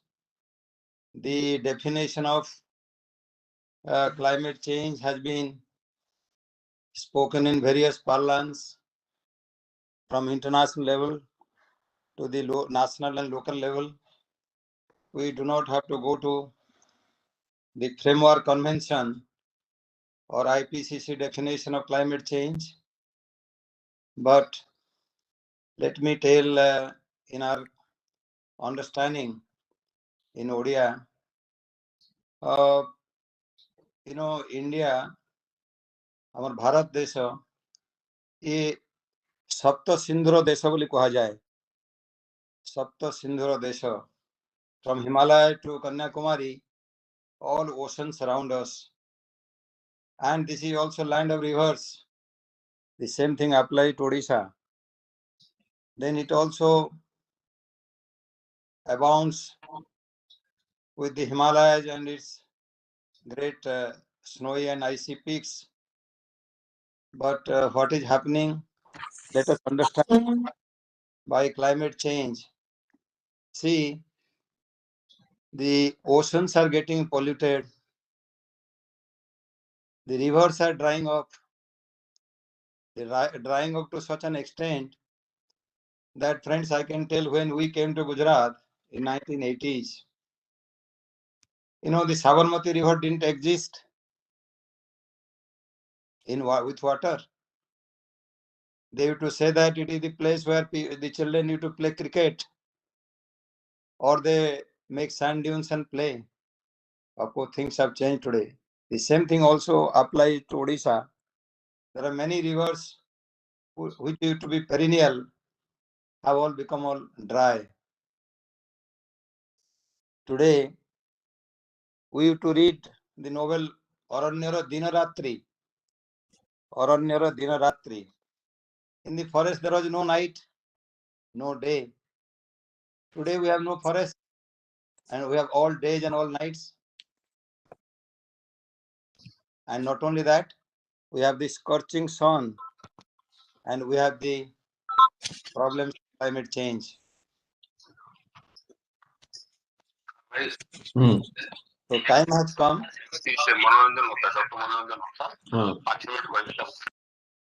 Time has come when we have to focus on this environmental sustainability and the self-reliance that is being talked about today by our Prime Minister. Friends, let me go to the next stage, Odisha. Being in Gujarat, we have not been able to access the day-to-day happenings and events. But a few things come to my mind. I saw somewhere that Puri got the maximum rain of, the record rainfall of the last 100 years, which never has happened in Odisha. Not only Puri, but many other places Odisha got record rainfall. I was wondering, of course, there was news about Delhi also.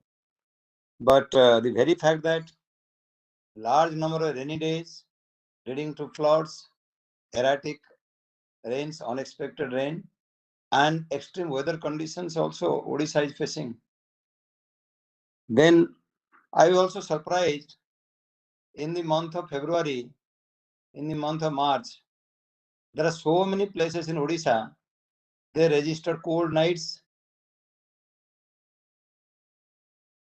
We used to hear about Bonai and Panpos and all places used to be very cold earlier. But today there are many places Odisha are experiencing the cold nights. This is something very unusual. Now let me talk about the another extreme weather development was the hot summers which we faced in the years before. It so happened so much so that Al Gore, who wrote the book Inconvenient Truth, the Inconvenient Truth of Al Gore, also mentioned about the large number of heat stroke death in Odisha. So therefore, why it is that Odisha nearer to the sea, having so many rivers, having large forest cover. In fact, an old data show that 37% of Odisha's landmass was under the forest. Of course, things have changed, but it is much more than the national average. And the recent data which I was looking at by chance is that many hectares of forest land are disappearing from northeast. But contrary to that, Odisha is increasing its forest cover. That's a very positive sign. Despite this positive sign, can you guarantee that Odisha won't be the victim of so many floods, whether it is Phani or whether it is Hylin, whether it is Yas or anything like that? Perhaps we have to safeguard our common future. There was a book by Gro Harlem Brundtland when she wrote the first book, Our Common Future. People started knowing all over the world. The UN Commission tasked this report, and thereafter people started realizing there is something very dramatic happening in the climate, and it is going to bring death and doom and disasters and loss of human lives and properties all over the globe. Since that day, a lot of waters have flown down the rivers of India, and things have been not that very good. In Odisha, I was told there is a film by Nilamada Panda where he shows how the villages near the seashore have disappeared. There are many villages in the coastal region of Odisha, they have disappeared. So that shows the calamity that we have to face. You know, in those days, we used to read Odisha in the British time when historians used to write that India is the brightest jewel in the British crown, but they used to say the poorest country in the world. The same analogy if I have tried to Odisha, let us see how it happens. Of course, economically, there is another aspect I could narrate. Nanka Durbhika came, people died like flies. So many disasters happened, and you will be surprised that it is this Indian national freedom struggle movement, if it could get a push in the Hindi heartland by a book called Bharat Durdasha, and it was based on the economic disaster of Odisha, based on the Nanka Durbhika. What I'm trying to say is, Odisha triggered the nationalism, national movement those days. Now time has come. Odisha must trigger the action for controlling climate change. It should be a state in the forefront. Odisha is the greenest state in India, cannot be the worst sufferer of climate change. I am repeating, Odisha is the greenest state in India, should not and cannot be the worst sufferer of climate change. Therefore, time has come. We must respond to the last temptation of Al Gore. There was an article in Time magazine years before, the last temptation of Al Gore. It is nothing to do with politics, nothing to do with economics, but it has something to do with climate control, climate change and climate control. And time has come, we should pay attention to that, do our best to see that in a sustainable manner, we should address the issue of climate degradation by various ways and various means. One of the detailed inventory of information our Deputy Director IMD, Mrityunjay Mahapatra, gave about multi-hazard mapping, about weather forecasting and lightning forecasting. They would be certainly very useful, and the country must make use of those inventory of data for controlling these weather imbalances. There are many more scope and possibility. Maybe Odisha should institute and establish some institution for forecasting various weather and climate calamities, including tsunami. I had a chance to go to Hyderabad to that Ocean Education Research Center, and my friend Dr. Shailesh Naik, who was secretary that those days, I was secretary in Government of India. He showed me the scope of warning, climate warning, and weather change, how tsunami can be predicted, like lightning and other things. So maybe Odisha could be a leading state in establishing an institute. For that end, our recommendation would be for everybody to vouchsafe this proposal and tell the government of Gujarat to do so.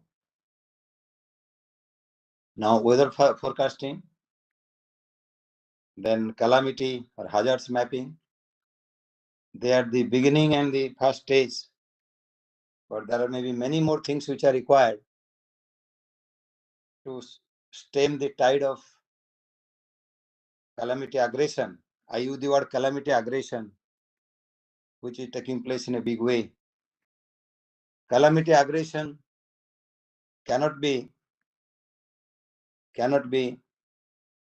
ignored. They say it's not the cup of tea of politicians. Yes, it has to be the cup of tea of everybody. Calamity aggression is something we must address today. And friends, Odisha is a state of, as I said, huge forest area. Can you think of harnessing the biomass-based power generation? Can you go for large-scale biogas plants, renewable energy, and reduce the consumption of fossil fuel? In fact, in Niti Aayog,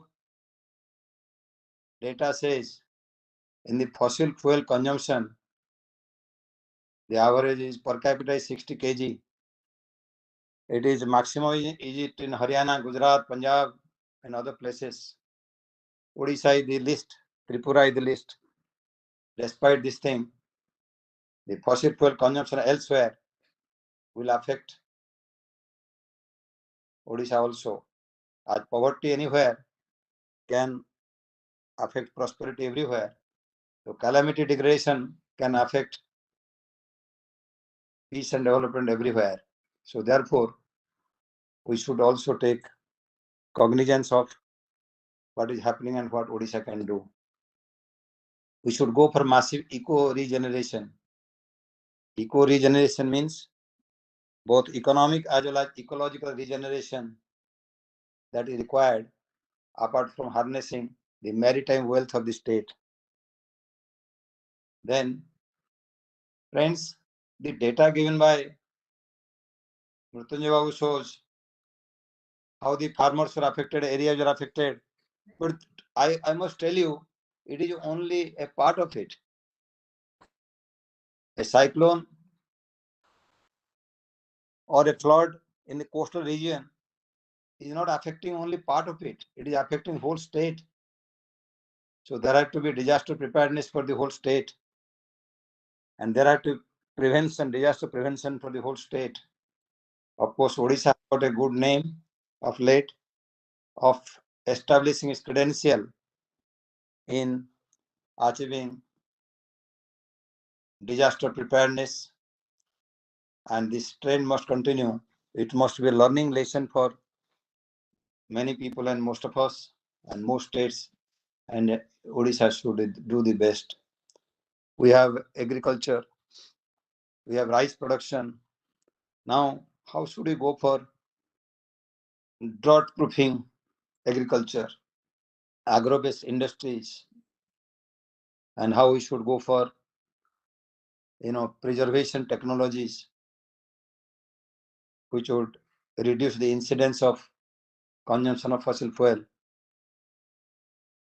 And more than carbon dioxide, methane is going to be, the methane emission is going to be the biggest problem also. So how to control methane. Biomethanation should be a project on which Odisha should take the lead. Not only biomass gasification, biomass-based power generation, biomass briquetting, but also biomethanation should go a big way apart from small-scale power generation, which will reduce the cutting of trees. We are also aware of the fact that a lot of mining is taking place, coal mining in Odisha, sustainable coal mining, and preventing the emission control. We have developed in Gujarat online emission monitoring, maybe online emission monitoring and control can go as a good technology for reducing emissions in the industries. Go to Jharsuguda, go to Angul, go to any place you see, The entire skyline is covered with clouds of smoke, clouds of pollutants and like that. I was wondering what went wrong. Why did the pollution control board and these enforcement agencies did not even think of taking some steps to control the pollutions taking place in a big way in the skyline of the state, especially in the industrial zones in Jharsuguda or Angul or anywhere else.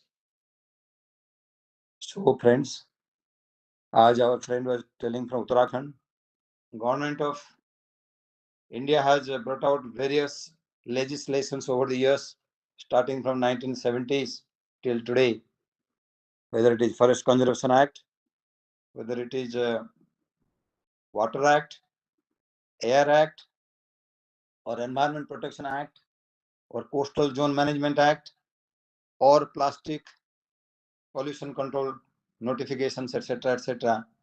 Several such legislations have been brought in. Today, it covers large areas of sources of industrial activities, economic activities, including mining, construction activities, chemicals industries, as well as the pharma industries and whatnot. Specific provisions have been provided for checking and controlling the emissions or degradation of water, etc., etc. And time has come, we have to scrupulously and legally, those who are proponents of this industry also have to take it seriously. And apart from the enforcement mechanism, time has come for a understanding of self-regulations, self-compliance. If you are aware of all that is happening in Sabarmati, all the news reports you must have seen and the High Court pronouncements in the last few months and days, all over India, you must have seen how the judiciary has come down heavily on the massive degradation of the river water. You know, we had issued an advertisement years before. People will die and the death will be caused by the degradation of environment. This holds good today, and let us understand and do our best. And this is an occasion for comprehension, occasion for reflection, and occasion for action. With that, I'd like to complete and close my address to this august audience. Thanks a lot, friends, for inviting me, and thanks to our friend Jagannath, who has been very pivotal in bringing me up, whether it is in Gujarat or in Odisha or in Delhi, to be part of these various deliberations for the development of the state. Thanks a lot. Thank you very much. Thank you, sir. Thank you. Mr. Das has elaborately said about all the details, when what is the requirements, what is happening, and what we should do. The recommendation, he said about the establishment of a specialist organization related to weather forecasting or weather management. We will take it, sir. I will request our chairman, Executive Connect, Dr. Dheeraj Singh, who is also a environmentalist. He will definitely take it up with the state and the center. Thank you. Thank you for your enlightenment. Now I request Sri Manoranjan Pati. He will speak about our about this topic. Now over to Mr. Pati, please.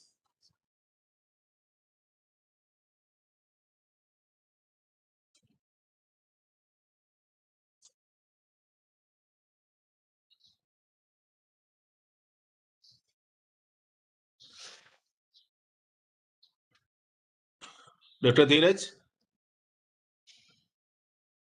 Yes. Yes, Mr. yes, yes, yes. Mr. Pati? Hota, sir. Sorry, Mr. Hota. Manoranjan Oh, Hota, yeah, yeah. please. Sorry, I Yes. was just waiting for maybe some Mr. Pati would be there. So sorry. Sir, Sorry. Manoranjan Hota, please. Thank you. Sorry, actually I could join late. କାହିଁକି ନା ମୋର ସେ link ଟା ଯୋଉ ହେଇଥିଲା ସେଟା ବୋଧେ somehow desktop ରେ connect ହେଇପାରୁନଥିଲା. So ମୁଁ ଏବେ try to connect in through the mobile, so I'm able. Thank you for inviting me. Thanks, Dr. Dheeraj, for organizing such a good event. Actually, this is the time of the hour of the time, when we need all to sit down and see that, environment sustainability is only not should be as a, in words, but we should also do something in action. At least, छोटो जिनिसहरू actually we should grow bigger. Even if we have not done something great as an organization so far. Kintu I mean dekhuchu how things are happening all across the world. Both anthropogenic and natural disasters are coming up, and more than the natural disaster, I mean dekhuchu it is more of anthropogenic. I mean the human generated disasters. One of the greatest anthropogenic disaster which we have been seeing now, the Russia and Ukraine war, where everybody is now engaged, passively or actively into this war. So these are the future environmental issues and problems which will be coming up, whether it will be chemical pollution, whether it is noise pollution, whether it will be waste pollution, and more so there will be a great, we have been seeing a great refugee who have already started gone out of Ukraine and established elsewhere near neighboring countries. So those are the major problems. I remember when we used to negotiate internationally for the waste management and chemicals, and which has a clear linkage with the climate change. Actually, that's what we call so many instances there is how climate changes are happening, what are the causes. Rather than, I'm not going to those again, but what we understood, even if we don't go by the war per se right now, but there is a lot of migration which are happening, is just like a osmotic pressure. Wherever there is a better climate, people are transferred. If you see Africa to Europe, even the Middle East to Europe or North America, everywhere, now people started migrating. So this is one of the greatest example one must see. Even if you see Orissa, many people are also migrating from the low harvesting area to better harvesting area where there are more employments, everything is coming. So we also need to address those issues, understand at least that if the migration is really an environmental problem, in many issues now in Africans or Europe, in internationally, the refugee which are coming out of the less privileged countries or societies to a better privilege is largely due to the environmental issues. Like in India, we also brought out so many legislations right from as 1974 onwards, right from the International Summit on the Environment and Development. So, and there are a lot of judicial activism also happening right from the National Green Tribunal, High Court, Supreme Court. So we have lot of issues, lot of sensitization, lot of deliberation all across the society, cutting across all strata of thinkers, active partners, governments and non-government organizations. So what actually, in my opinion, is required is we must understand the dynamics of not only the basic, talk of the waste management, you talk of the wastewater management, you talk of the forest management. Everything has linked to the climate as well as to the societal issues. So these probably we need to, as a this doesn't require much technology as an organization like us go into detail of technology, but we must see from the social point of view, how this environmental impacting the society as a whole, and its economic impact on those people who are given. So therefore, Odisha is a coastal city. We have also, come across and discussed in the ministry in many of these meetings that how these CRZ regulations, which have come in 2011 and now is, revised in 2019. So those, coastal zones are being redrawn based on the climatic conditions, geopolitical, socio-economic issues. So those probably we need to see as a society, as an organization, particularly with reference to Odisha. We need to see those issues. And largely what I feel, see, government has been doing its own part, bringing the regulations, bringing the policies, bringing enforcing, but we cannot say that government has to do everything. So in my opinion, probably there has to be a kind of civic sense, it has to be regenerated, reignited.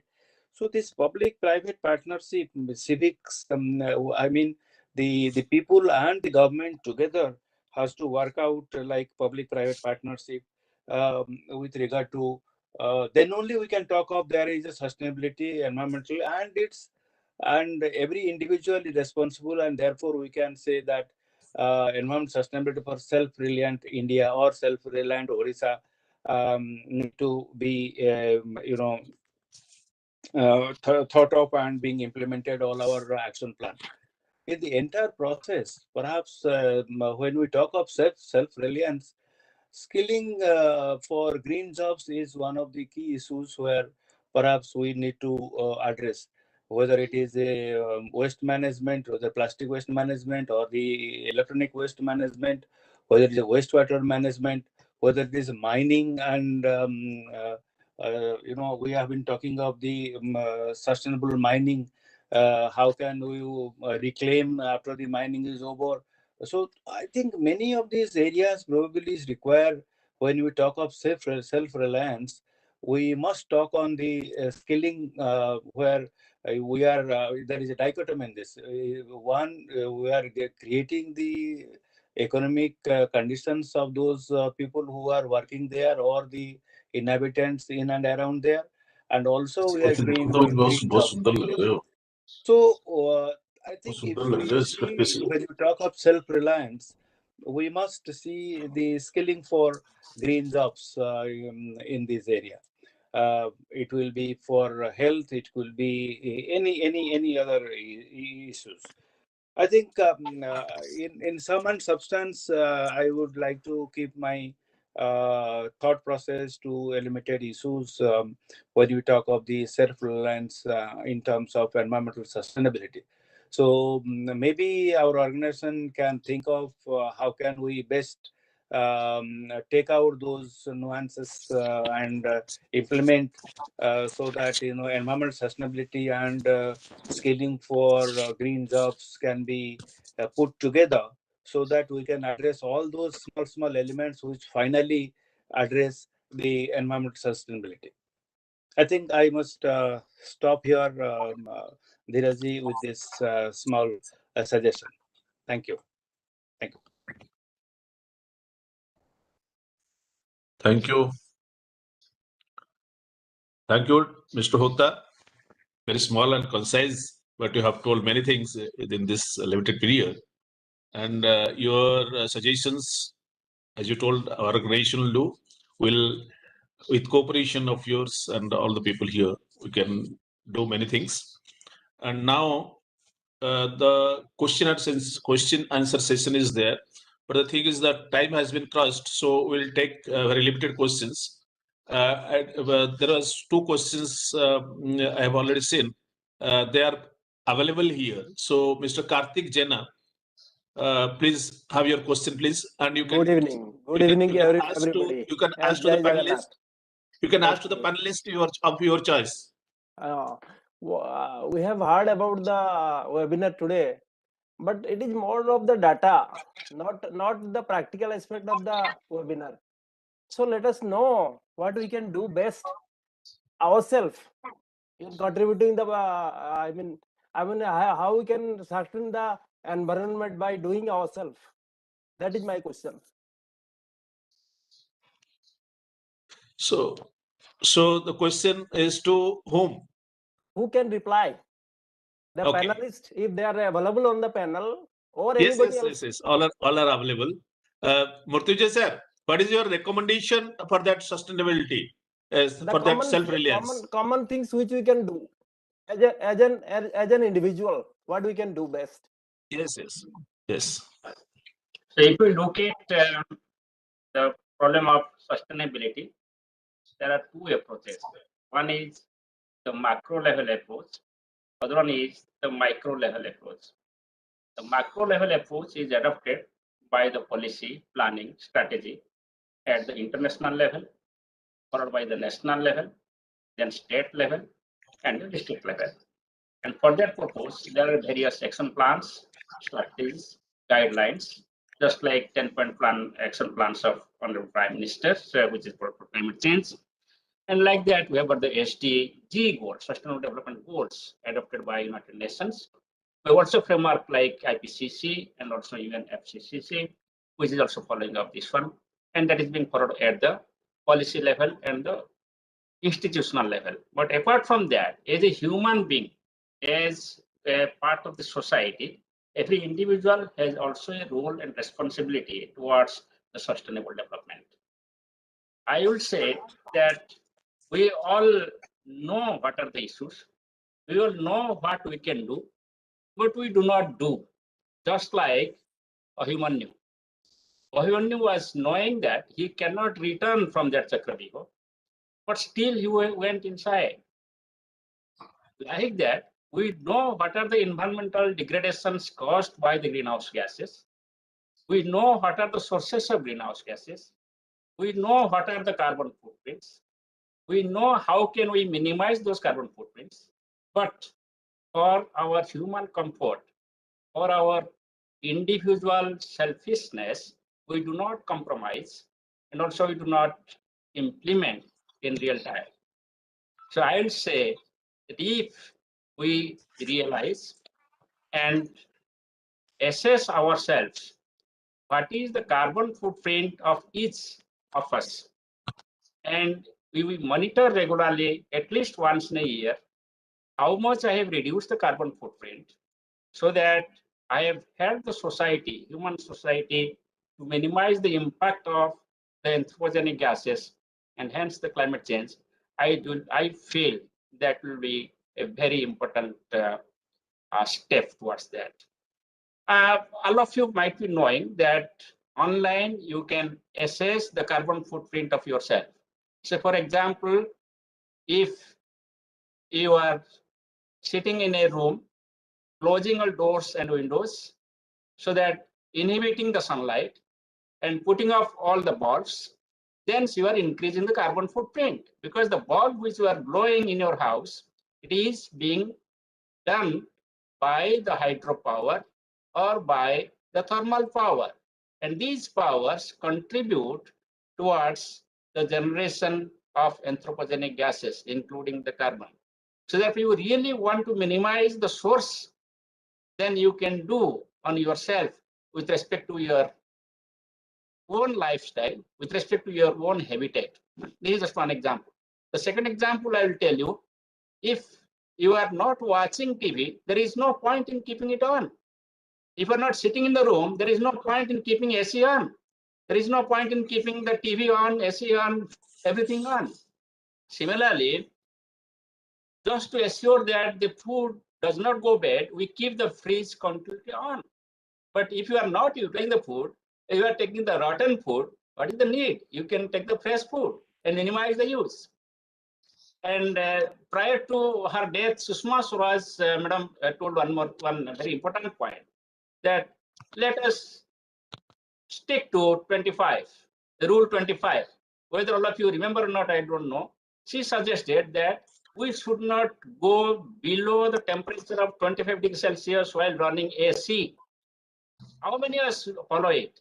If we follow it, if you do not open your AC with temperature less than 25 degrees Celsius, certainly you can minimize the gases which is contributing towards the global warming, and hence you can develop the sustainability of the environment. Similarly, if you can avoid purchasing multiple of cars, multiple of scooters and scooties and motorcycles, you can minimize the transport sector emission of the gases. Similarly, if you can adapt to walking to a certain extent in a particular day, for example, Sunday, then it can help you with your, you can take like a promise. Then only you can be an example better than the precept. What we do nowadays, we just go on precept, not go it for example. If you can do it like this in an individual level, and if you can do it in this in a community level, certainly it will help to minimize the losses, to minimize the adverse impact of the greenhouse gases, and hence maximize the sustainable development. Thank you. Thank you. Thank you. Thank you very much. Thank you, sir. Great. Thank you, sir.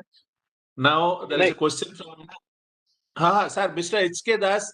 Mr. H.K. Das is wanting to have a response to this question. Okay. You wanted to say something? Yes. Friend, in short, I'll say that, we have to conserve water and we have to conserve energy. We have to plant trees. We have to avoid plastic.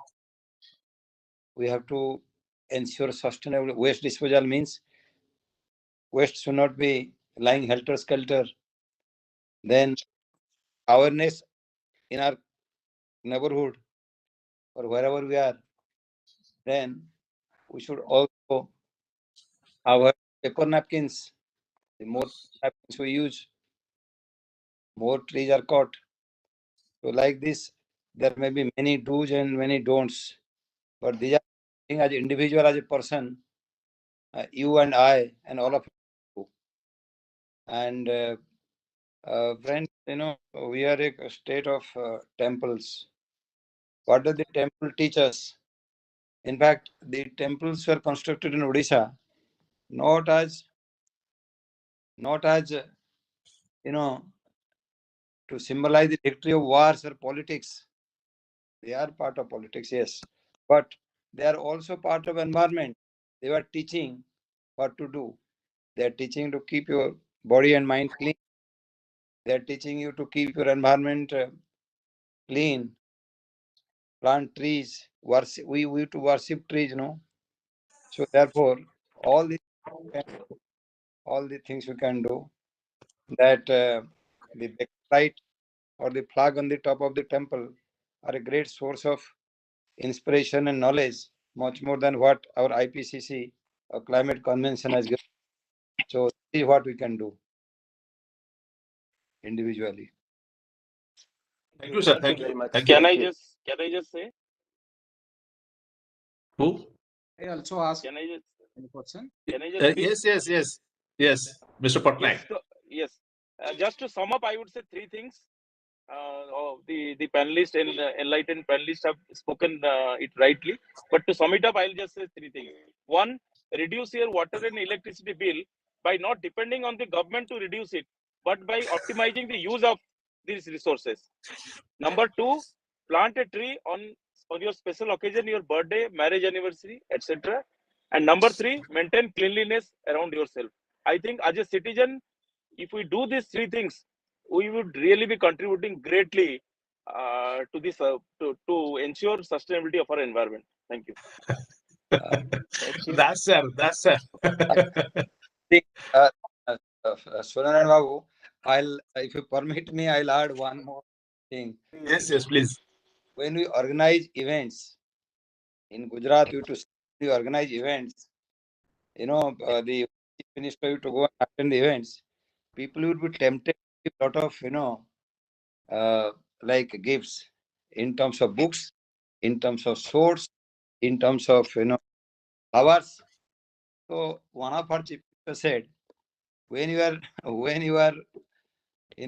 coming me or want to give some gift, do not give me flowers, do not give me books, do not bring sports, but bring a pot of plant and a bowl of fruits. The plant would be planted in the school and the fruits would be delivered to children. This is perhaps I could get a message protecting. Great practical examples given by you all. Thank you. Thank you. Next Thank you very question much. is from Ajit Kumar Mahanti. Sri Ajit Kumar Mahanti. I think Karthik Babu has covered the question that I had. Okay. So thanks. Okay, Mr. There is a hand is up. Sushant. Sushant, you have raised hand. Is there anything? Yes. Yeah. There is a question from my end. At the places there is scarcity of water. Your audio is some of the places there is support. Hello, am I audible now? Sorry, am I audible now? Yes. No. No. Yeah. Okay. So there are at some of the places there is scarcity of water, and some of the places there is surplus of water.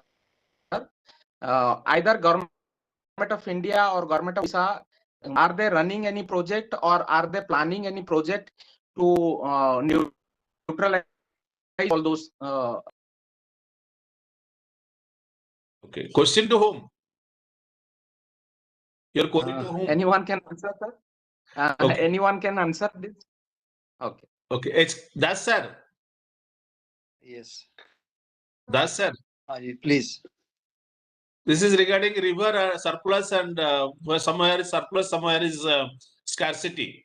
How to manage it? Okay. I think I can start my video and speak.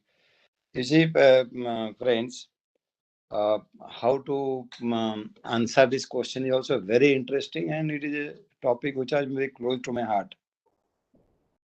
You see, I was Additional Chief Secretary, Water Supply for a long time in Gujarat.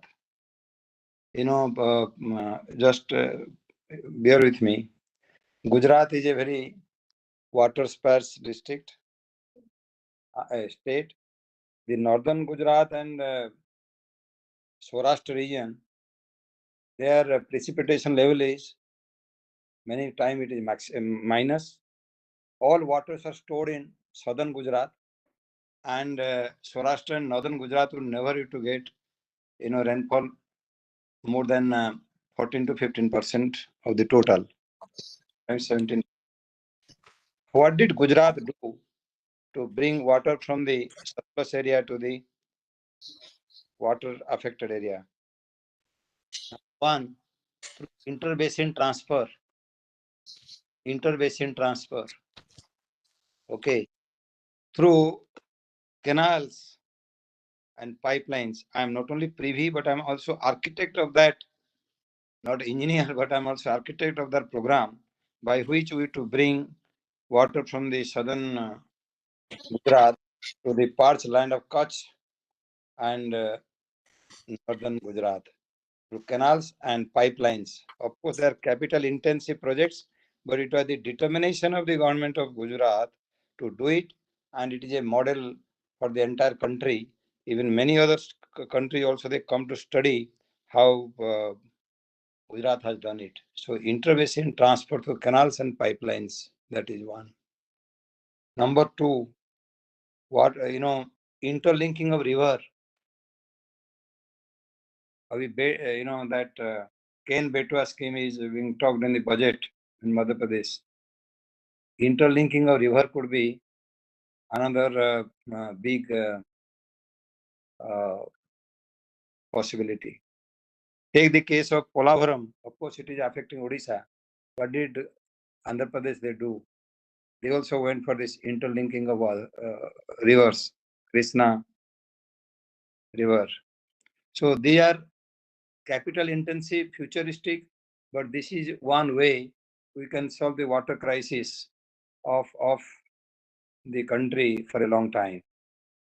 Then we should go for rainwater harvesting. You know, our grandmothers, grandfathers used to preserve wells within their house. Maybe in eastern Odisha, you must have seen. There would be wells, or in Ganjam, you'll find within the house itself, there will be a well under your that courtyard. So water harvesting culture of the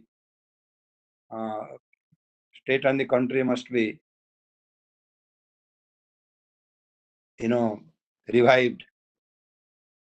So these are certain things you can do. That apart,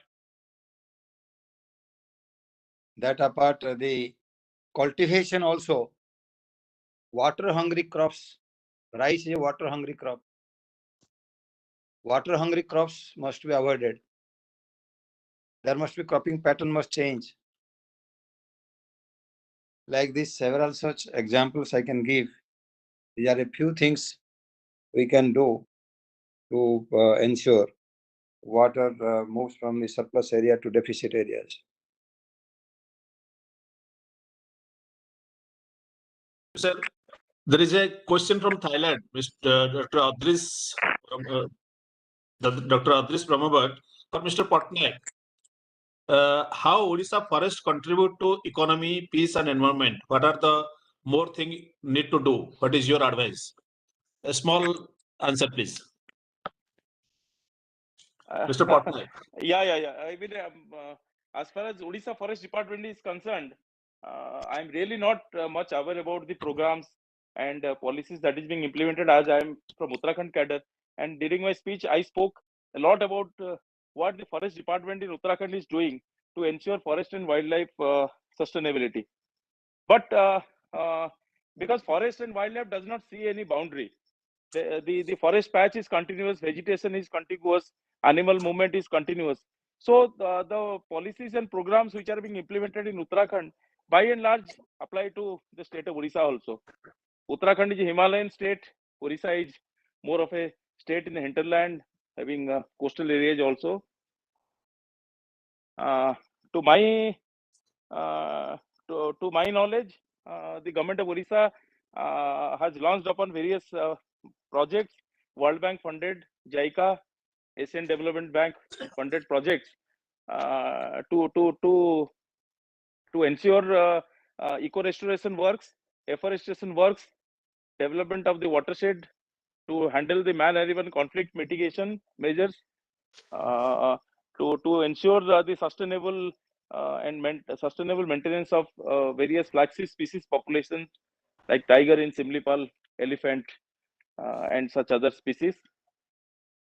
A lot of works are being undertaken by the Forest Department Odisha with regard to bamboo plantation, roadside plantations, and also plantation of those species which are important from the production forestry point of view.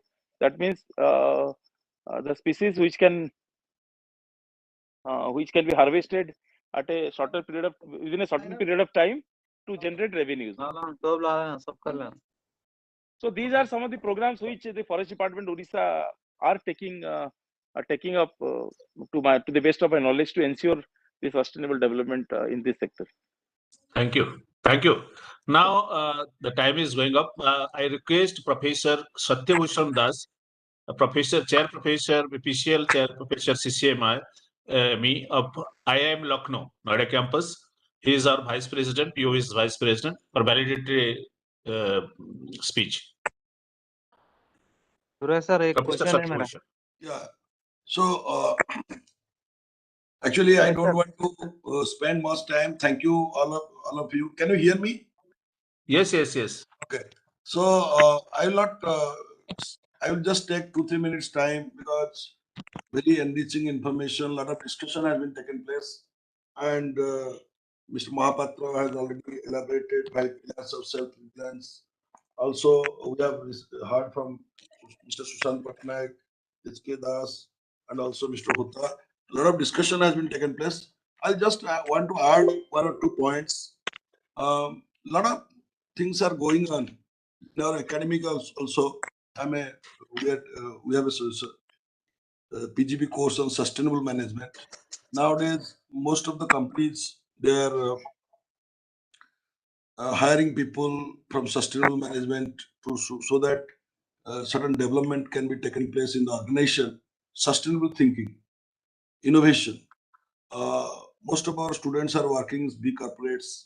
They teach a course, sustainable marketing and sustainable consumer behavior. Just want to add 3-4 points. A lot of things are happening. We are doing this discussion. You see, UN climate change conference, sustainable development goal. A lot of things are happening. Today, also very interesting question has been asked by one of our participants regarding that what is the role of individual, whether if individual want, whether he can contribute or not, and also we have heard that how individual can contribute. You just see this lady, she's showing the frustration in front of wears a wedding dress decorated with 999 face masks for a performance at artwork Marry the Blue Sky, as she poses the photograph in front of China Central Television Headquarters in a hazy day Beijing, wearing 10-meter long wedding dress decorated with face masks to show her frustration. If we are not actually taking care of these things, what will be the problem? She wants to show this thing. And also, I just want to, sorry, slides are not going, just a minute. Actually, I am not so much comfortable with this Cisco. I generally use, yeah. Okay, no, so we can talk. Yeah. So you see these roads, Beijing road, and how much the gas emission and everything. Beijing toll station in Bhubaneswar also, this kind of things are happening. And there is a headache. Everything is happening. Somebody has told also black swan, black elephant. We know everything is happening within ourselves, and a serious problem that is visible to everyone, but no one seems to be willing to address. Sustainable development. What are the major things that can be done? I think some micro and macro intervention is required. And for example, marketing angle, I am a professor in marketing. Marketing, demand creation, and job creation. We are telling most of the companies, India will soon have 5th of the world's working age. So most of the people are doing a lot of products. These products, when that is used by us, how much unemployed problem ke liye we are doing unsustainable products, environment hazardous products, and we are arguing that because these products we are making, there is some employment growth is there, companies are taking the plea, so that is also adding to the GDP and economic growth. But what is the challenge? What is this challenge they are facing? I will give you some good examples. Nowadays, conspicuous virtuous consumption arriving in a Toyota Prius hybrid car. So in different occasions, these sustainable products are shown to make the aspiration of the consumers, they should use sustainable products. I'll just touch upon 3 things: consumption elimination, consumption reduction, and consumption redirection. How can eliminate those things which are unsustainable, eliminate consumption, consumption reduction, how can reduce, and redirection. Redirection means which is ecologically more harmful to ecologically less harmful substitute products. So this thing any individual can do if the government cooperates. Then consumption elimination, so that we can have a demand elimination. Consumption reduction, demand reduction. Consumption reduction, demand reduction. I'll give you some examples. For example, we are using this kind of products, power inverters, household item, largely disappear if uninterrupted. This will not be used if uninterrupted power supply by the public utility were to be able to become a reality. People are not getting uninterrupted power supply, the public utility. So quantity gap in the public good. That's why people are using this thing. So we can always eliminate this thing if the macro level policy is done. Similarly, this kind of products, water quality, because these are not recycled properly, there is a lot of hazardous effect. If the water will be quality water will be supplied to house, people will not use this kind of products. So untreated water supply, no quantity gap in public good, safe to drink, no quality gap in public good. So quality and quantity both, we are not getting good water, and these companies, they are taking the plea. We are giving a lot of employment by making this kind of product. If government will do uninterrupted water supply, also a lot of employment can be generated. Water, everywhere we can do, like milk nowadays, they are keeping the water ATM. Anybody wants, anytime they will get good water, quality water. Similarly, there is another issue, Jugaad innovation, lot of innovations, consumption reduction, that quantity gap, substantially uninterrupted water supply, and there are a lot of innovations that is taken place where people can, you say, Jugaad mein they do drip irrigation by using this water bottle and everything. They use drip irrigation in the villages. A lot of grassroots innovation is taking place in villages. What kind of substitute can be done of this unsubstituted product? Because in villages, people know our sustainable, because we have to learn from the village people how they are not using these products, what kind of substitute products they are using, and they can do a better life. So this consumption, this is a transportation system. If you have a good consumption redirection, if public transportation system is very good, now people are very comfortable to go in metro, because they tell that metro is very good, less time, there is no traffic jam. So if in Karana I was there for some time, 1 year, I've seen the public transportation is so good. Most of the people go in transport system, although that individualist society people don't want to travel in group, but they're traveling because it is more comfortable, there is no stress and everything. But because we have not a good public transportation system, substitute is that people use car and there is a road jam. So this consumption elimination and zero, how you can do zero demand of this sustainable product, government, these three things, intrinsically zero demand products, intrinsically low demand products, ecological more harmful substitute products. So there are two things what we tell in our studies, 1 versus 2. People want to do don't want to do environment protection, but they do not do because there is no availability.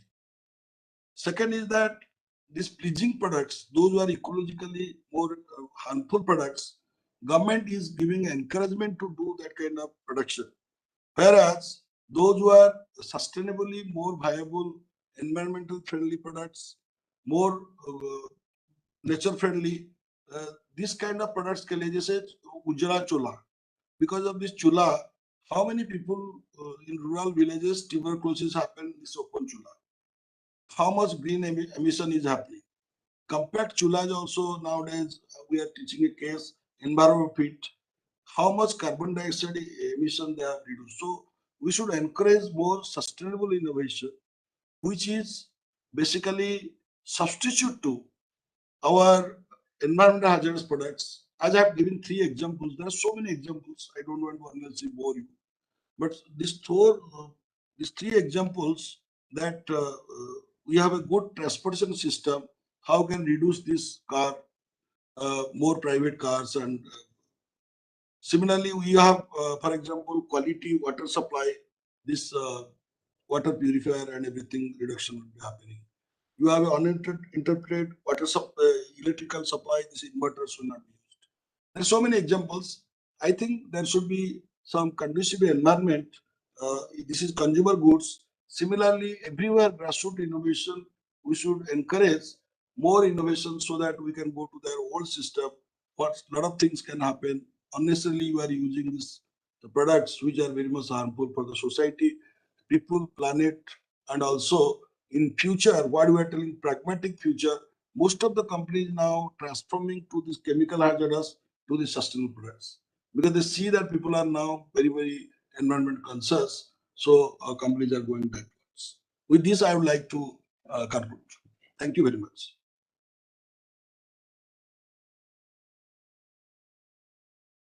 Hello, can you hear me?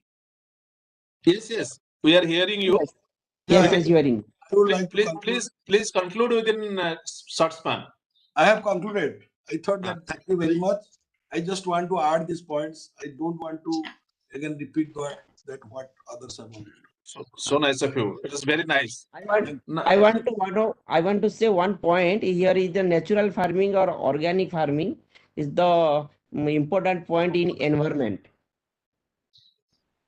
Yes, Jagannath bhai. Yes. Because Yes, natural yes. farming is not new concept in Bharat. Natural organic agriculture should be the practice in the careful, responsible manner to benefit our present and future generation. Yes, I fully agree. Okay. Response think from the, Das sir. Yes. Am I audible? Yes, yes. Yeah, very much, very much. Organic farming is the next generation technology that everybody and all of us have to adopt. You know, but Jagannath has rightly said he has also experience in a few places. In fact, there are many proponents, including our governor of Gujarat, have been propagating the concept of organic farming. And in fact, Odisha, we never knew about chemical fertilizers or anything for a very, very long time. Our was really organic agriculture only. If we do not adopt organic agriculture, then what happens? Number one, the insecticide and the pesticides and the chemicals that are used in agriculture, they will pollute the water. They will pollute the water, and water we drink will lead to all kinds of diseases, including cancer. So therefore, reducing or making it nil of use of these chemical fertilizers is the crying need of the time. And secondly, what we have seen is that the natural farming not only retains the soil fertility, but also it brings out the best quality products. So therefore, natural farming is not only sustainable, but also it would, contain the deterioration taking place because of use of chemical fertilizers, and secondly, pollution also takes place because of these fertilizer plants. Water pollution, air pollution. I talked about water pollution. So therefore, we have a lot of possibilities and justification for going for natural farming, and it's a welcome step.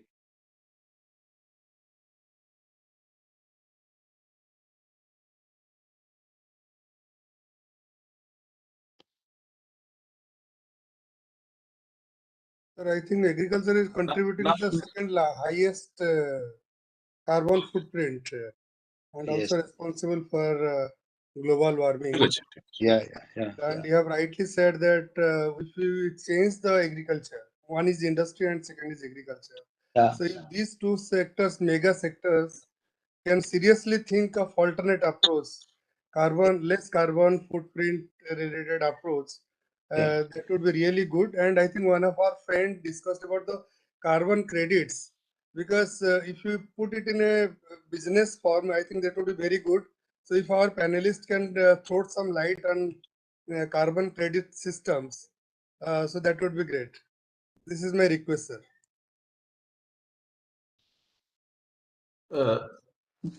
Yes, in the carbon credit, we'll go for a program in future, and the relevant speaker will be called for that. We'll definitely take your advice. Thank you. We have Mr. Priya. Thank you, sir. Priya. He is the advisor to federal government of Australia, and he has a point to add. Mr. Priyabrat Priyo. Namaskar everyone from Singapore. Actually, I'm on an official tour. I'm sorry, it's really late in the night, and Dheeraj Singh ji just invited me to join the webinar. I was informed, but I was pretty busy at the moment. I am the advisor to OSTRAC, the Financial Intelligence Agencies of Australian government, but pretty active in Alumni Association of JNU. I have been a JNU alumni member, association member, and globally active in many countries in connecting AAJ with our diaspora NRIs friends, basically from JNU and other institutions of the country. I belong to Odisha originally, and my native place is Puri, Jagannath Puri, and I have been following all these developments in the state since long. When I was a student in JNU in Delhi, and I was involved in many ODIA organizations in Delhi, and with many big sorts names at that time before I left the country. I was politically active. This is my nose also. Anyway, the development I was discussing when Pratap Sarangi was the minister in the center. They organized a webinar, and they invited me to get my points when he was a MSME minister, and MSME was getting around 3 lakhs crores of rupees, and a large chunk of MSME funds were being diverted to Odisha for all-round development, and mostly were earmarked. Most funds were earmarked for development marine sectors, agriculture sectors, and environment. That Minister Sarangi informed me. So I had suggested or advised 10-point programs how we can get out of COVID and from COVID impact, and we can make a all-round development at the base. I am not an environment person, or I'm not a scientist. So, but as a layman who understands the development of the state, my father-in-law was a general manager in Tata. I've seen Tata, when they start a project in any part of the state, and my dad was also was general manager in IDCOL, Industrial Development Corporations. I can make you the difference. Industrial Development Corporation was started by Biju Patnaik, and with 24 factories all around the states. But the problem was that the government-run organization PSU couldn't successfully see through the environment impact of industries, and they couldn't do anything to minimize the environment impact of mines or industries. But whereas Tata is doing, Tata's environment division is doing, and before setting up a project or a plant, they make sure that environment is restored or environment is safe. So that thing I've seen. But after the super cyclone, you must have remembered 1998. Myself with a few JNU students, we went to Odisha with Care Odisha. We distributed the plants, many 1 lakh plants in Jagatsinghpur area. And we requested the people, we put langars there in 1998. I remember I was leading that team with the artist Jatin Das. And we requested the people, but if the motivation do not come from the people, we gave 1 lakh small plants, small charas and all. But nobody was interested. I mean, every year we are losing lakhs of plants, crores of plants in natural calamities, in cyclone and tornado in Odisha. We all know that. But what is the replacement? The basic, I'll emphasize one basic thing, just one basic thing: plantation, plantation, plantation. That's it. I will not tell too much. It's too late in Singapore now. I was actually sleeping in. I'm in a half sleep. I'm sorry, gentlemen. I'm extremely sorry, and I apologize for my very short speech without a video. But I'll be connected with the organization, and I will do my best to make it happen to reconnect this organization through Dheeraj Bhai to other parts of the country, other parts of the world I'm connected to. Thank you very much. Have a nice evening. Thank you, Mr. Priyavrata. We welcome you to be part of the POVS too. In the global arena, we will establish it. Thank you. Now I request Mr. Akram Haq, the editor of the Policy Time, who is the partner of this program, to have vote of thanks. Thank you. Thank you so much, sir. One thing, Mr. Akram, before Mr. Akram saying anything, please everybody open their camera so that we can take the shots. Yeah. Thank you. Over to Mr. Akram. Yeah. Thank you. Thank you so much, sir. I'm really proud to be part of this program. And there is a very famous quote which says that the world is enough to fulfill everyone's need, but not even one single person's greed. So we have enough resources in the world, which is enough to satisfy our needs, what we need to survive in this world or live a happy life. But it is not enough to fulfill even one single person's greed, because greed is something. So sir was talking about consumption. Conspicuous consumption is something, if we can stop. Consumption is the basic foundation of sustainable living. So we can take care, if we can take care of that, sustainable living or sustainable development will not be a problem. Whether it is uncontrolled capitalism or over-controlled socialism, both have its own negative connotations. So we need a complete different kind of thing. The second thing is prevention is better than cure. Often when there is a damage, we talk about recovery from it. So if we take preventive actions, we save not only economic wealth, but also a lot of time, which normally we invest in the economy.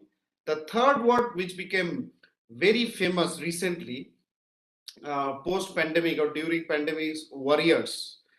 I think all our people who are joined in this conference today, especially starting with our speakers, they have been wonderful. Saturday evening, late evening, in fact, this is the high time for dinner. And this is a day where most of the people, dedicate for their family, for their, loved ones. And they are dedicating this time for the nation, for the society, for the world. I mean, hats off to all of you, and you are real warriors for this nation, for this world. Investing this is a precious time, and you are investing it on a cause which really deserves huge applaud.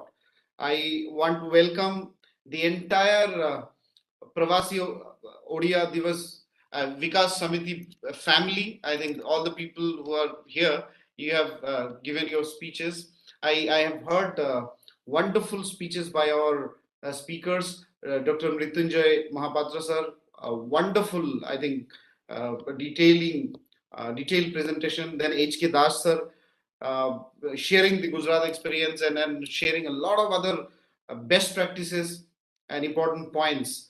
Then we had CCF from Uttarakhand sir, Sushant Kumar Patnaik sir, again sharing a lot of valuable points. Then in the end, the way valedictory speech was done by Professor Satyabhushan Das sir was absolutely amazing and very crisp, which summarized the whole discussion. So all our speakers, thank you so much for your valuable contribution. Also the organizers, POVS has been really kind to pull up this wonderful session, and partnered by BRICS Chamber of Commerce, GRC India, SEPC, and we Policy Times as a small organization trying to contribute in the field of policy development. Without a contribution and effort of all these organizations, this program would not have been possible. But last but not the least, the moderator, CS Surya Narayan Mishra sir, what a wonderful coordination and patience you have invested your time, and the way you have coordinated the whole thing. You deserve a lot of applause, and thank you so much for chairing such a wonderful program. Also, a special thanks to Dr. Dheeraj Kumar Singh, the ever energetic, the most focused and the most dedicated human being that I have ever seen. I think Dr. Singh, I have never seen him tired. I have never seen him less of energy. It may be 3 o'clock in the night, and he will just start the mic, and he can start singing, and the whole night he can sing.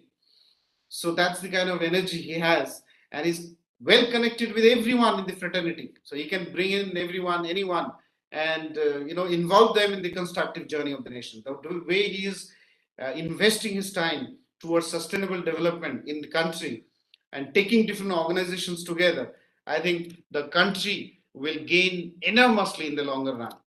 I think with this, I will formally, and the most important thing, all the beautiful people, audience, participants who have joined us from across the world, different countries, without your patience, your participation, this program would not have been a success. So you are no less than warriors. You are equally the warriors, investing time at late evening on the Saturday. So thank you everyone for joining us in this beautiful program.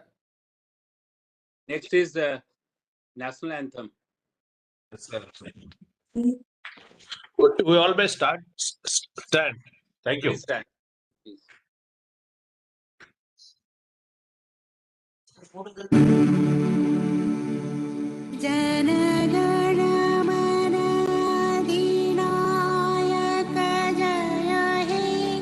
Bharat भाग्य विधाता पंजाब सिंध गुजरात मराठा द्राविड़ उत्कल बंगा विंध्य हिमाचल यमुना उच्छल जलधि तरंग तव शुभ नाम जाने तब शुभ आशीष मांगे गाहे तव जय गाथा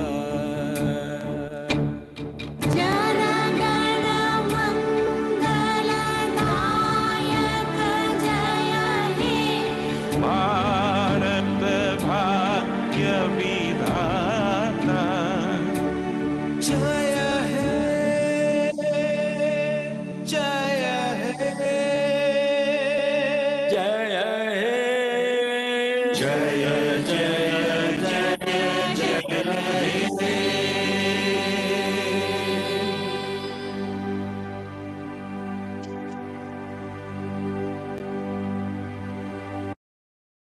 भारत माता की जय.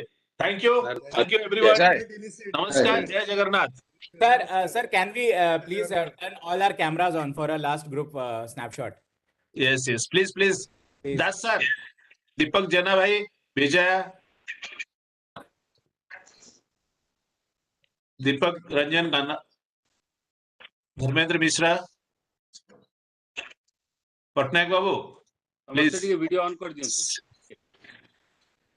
अरे तुम्ही तो करो CME IML नड्या.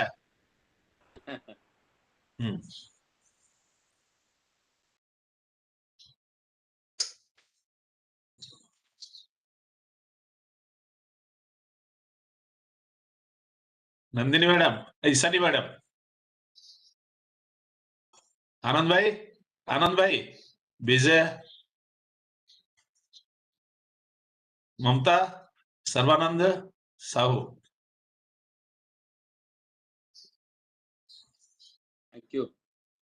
Thank you. So Jai Jagannath to everyone. Jai Jagannath. Next meeting will be there. Please request everybody to join. Thank you GRC team. Thank you. Thank you. Jai Jagannath. Piyush. Manoj Patkonda. Acknowledge. Adris bhai.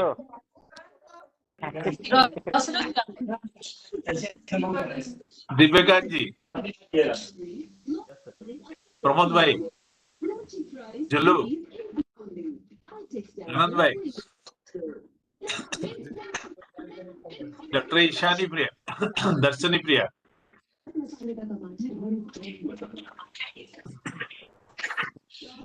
Thank you everybody. Namaskar. Good night. Thank you for organizing such a lovely program and informative program. Manas Pati, I am seeing Manas.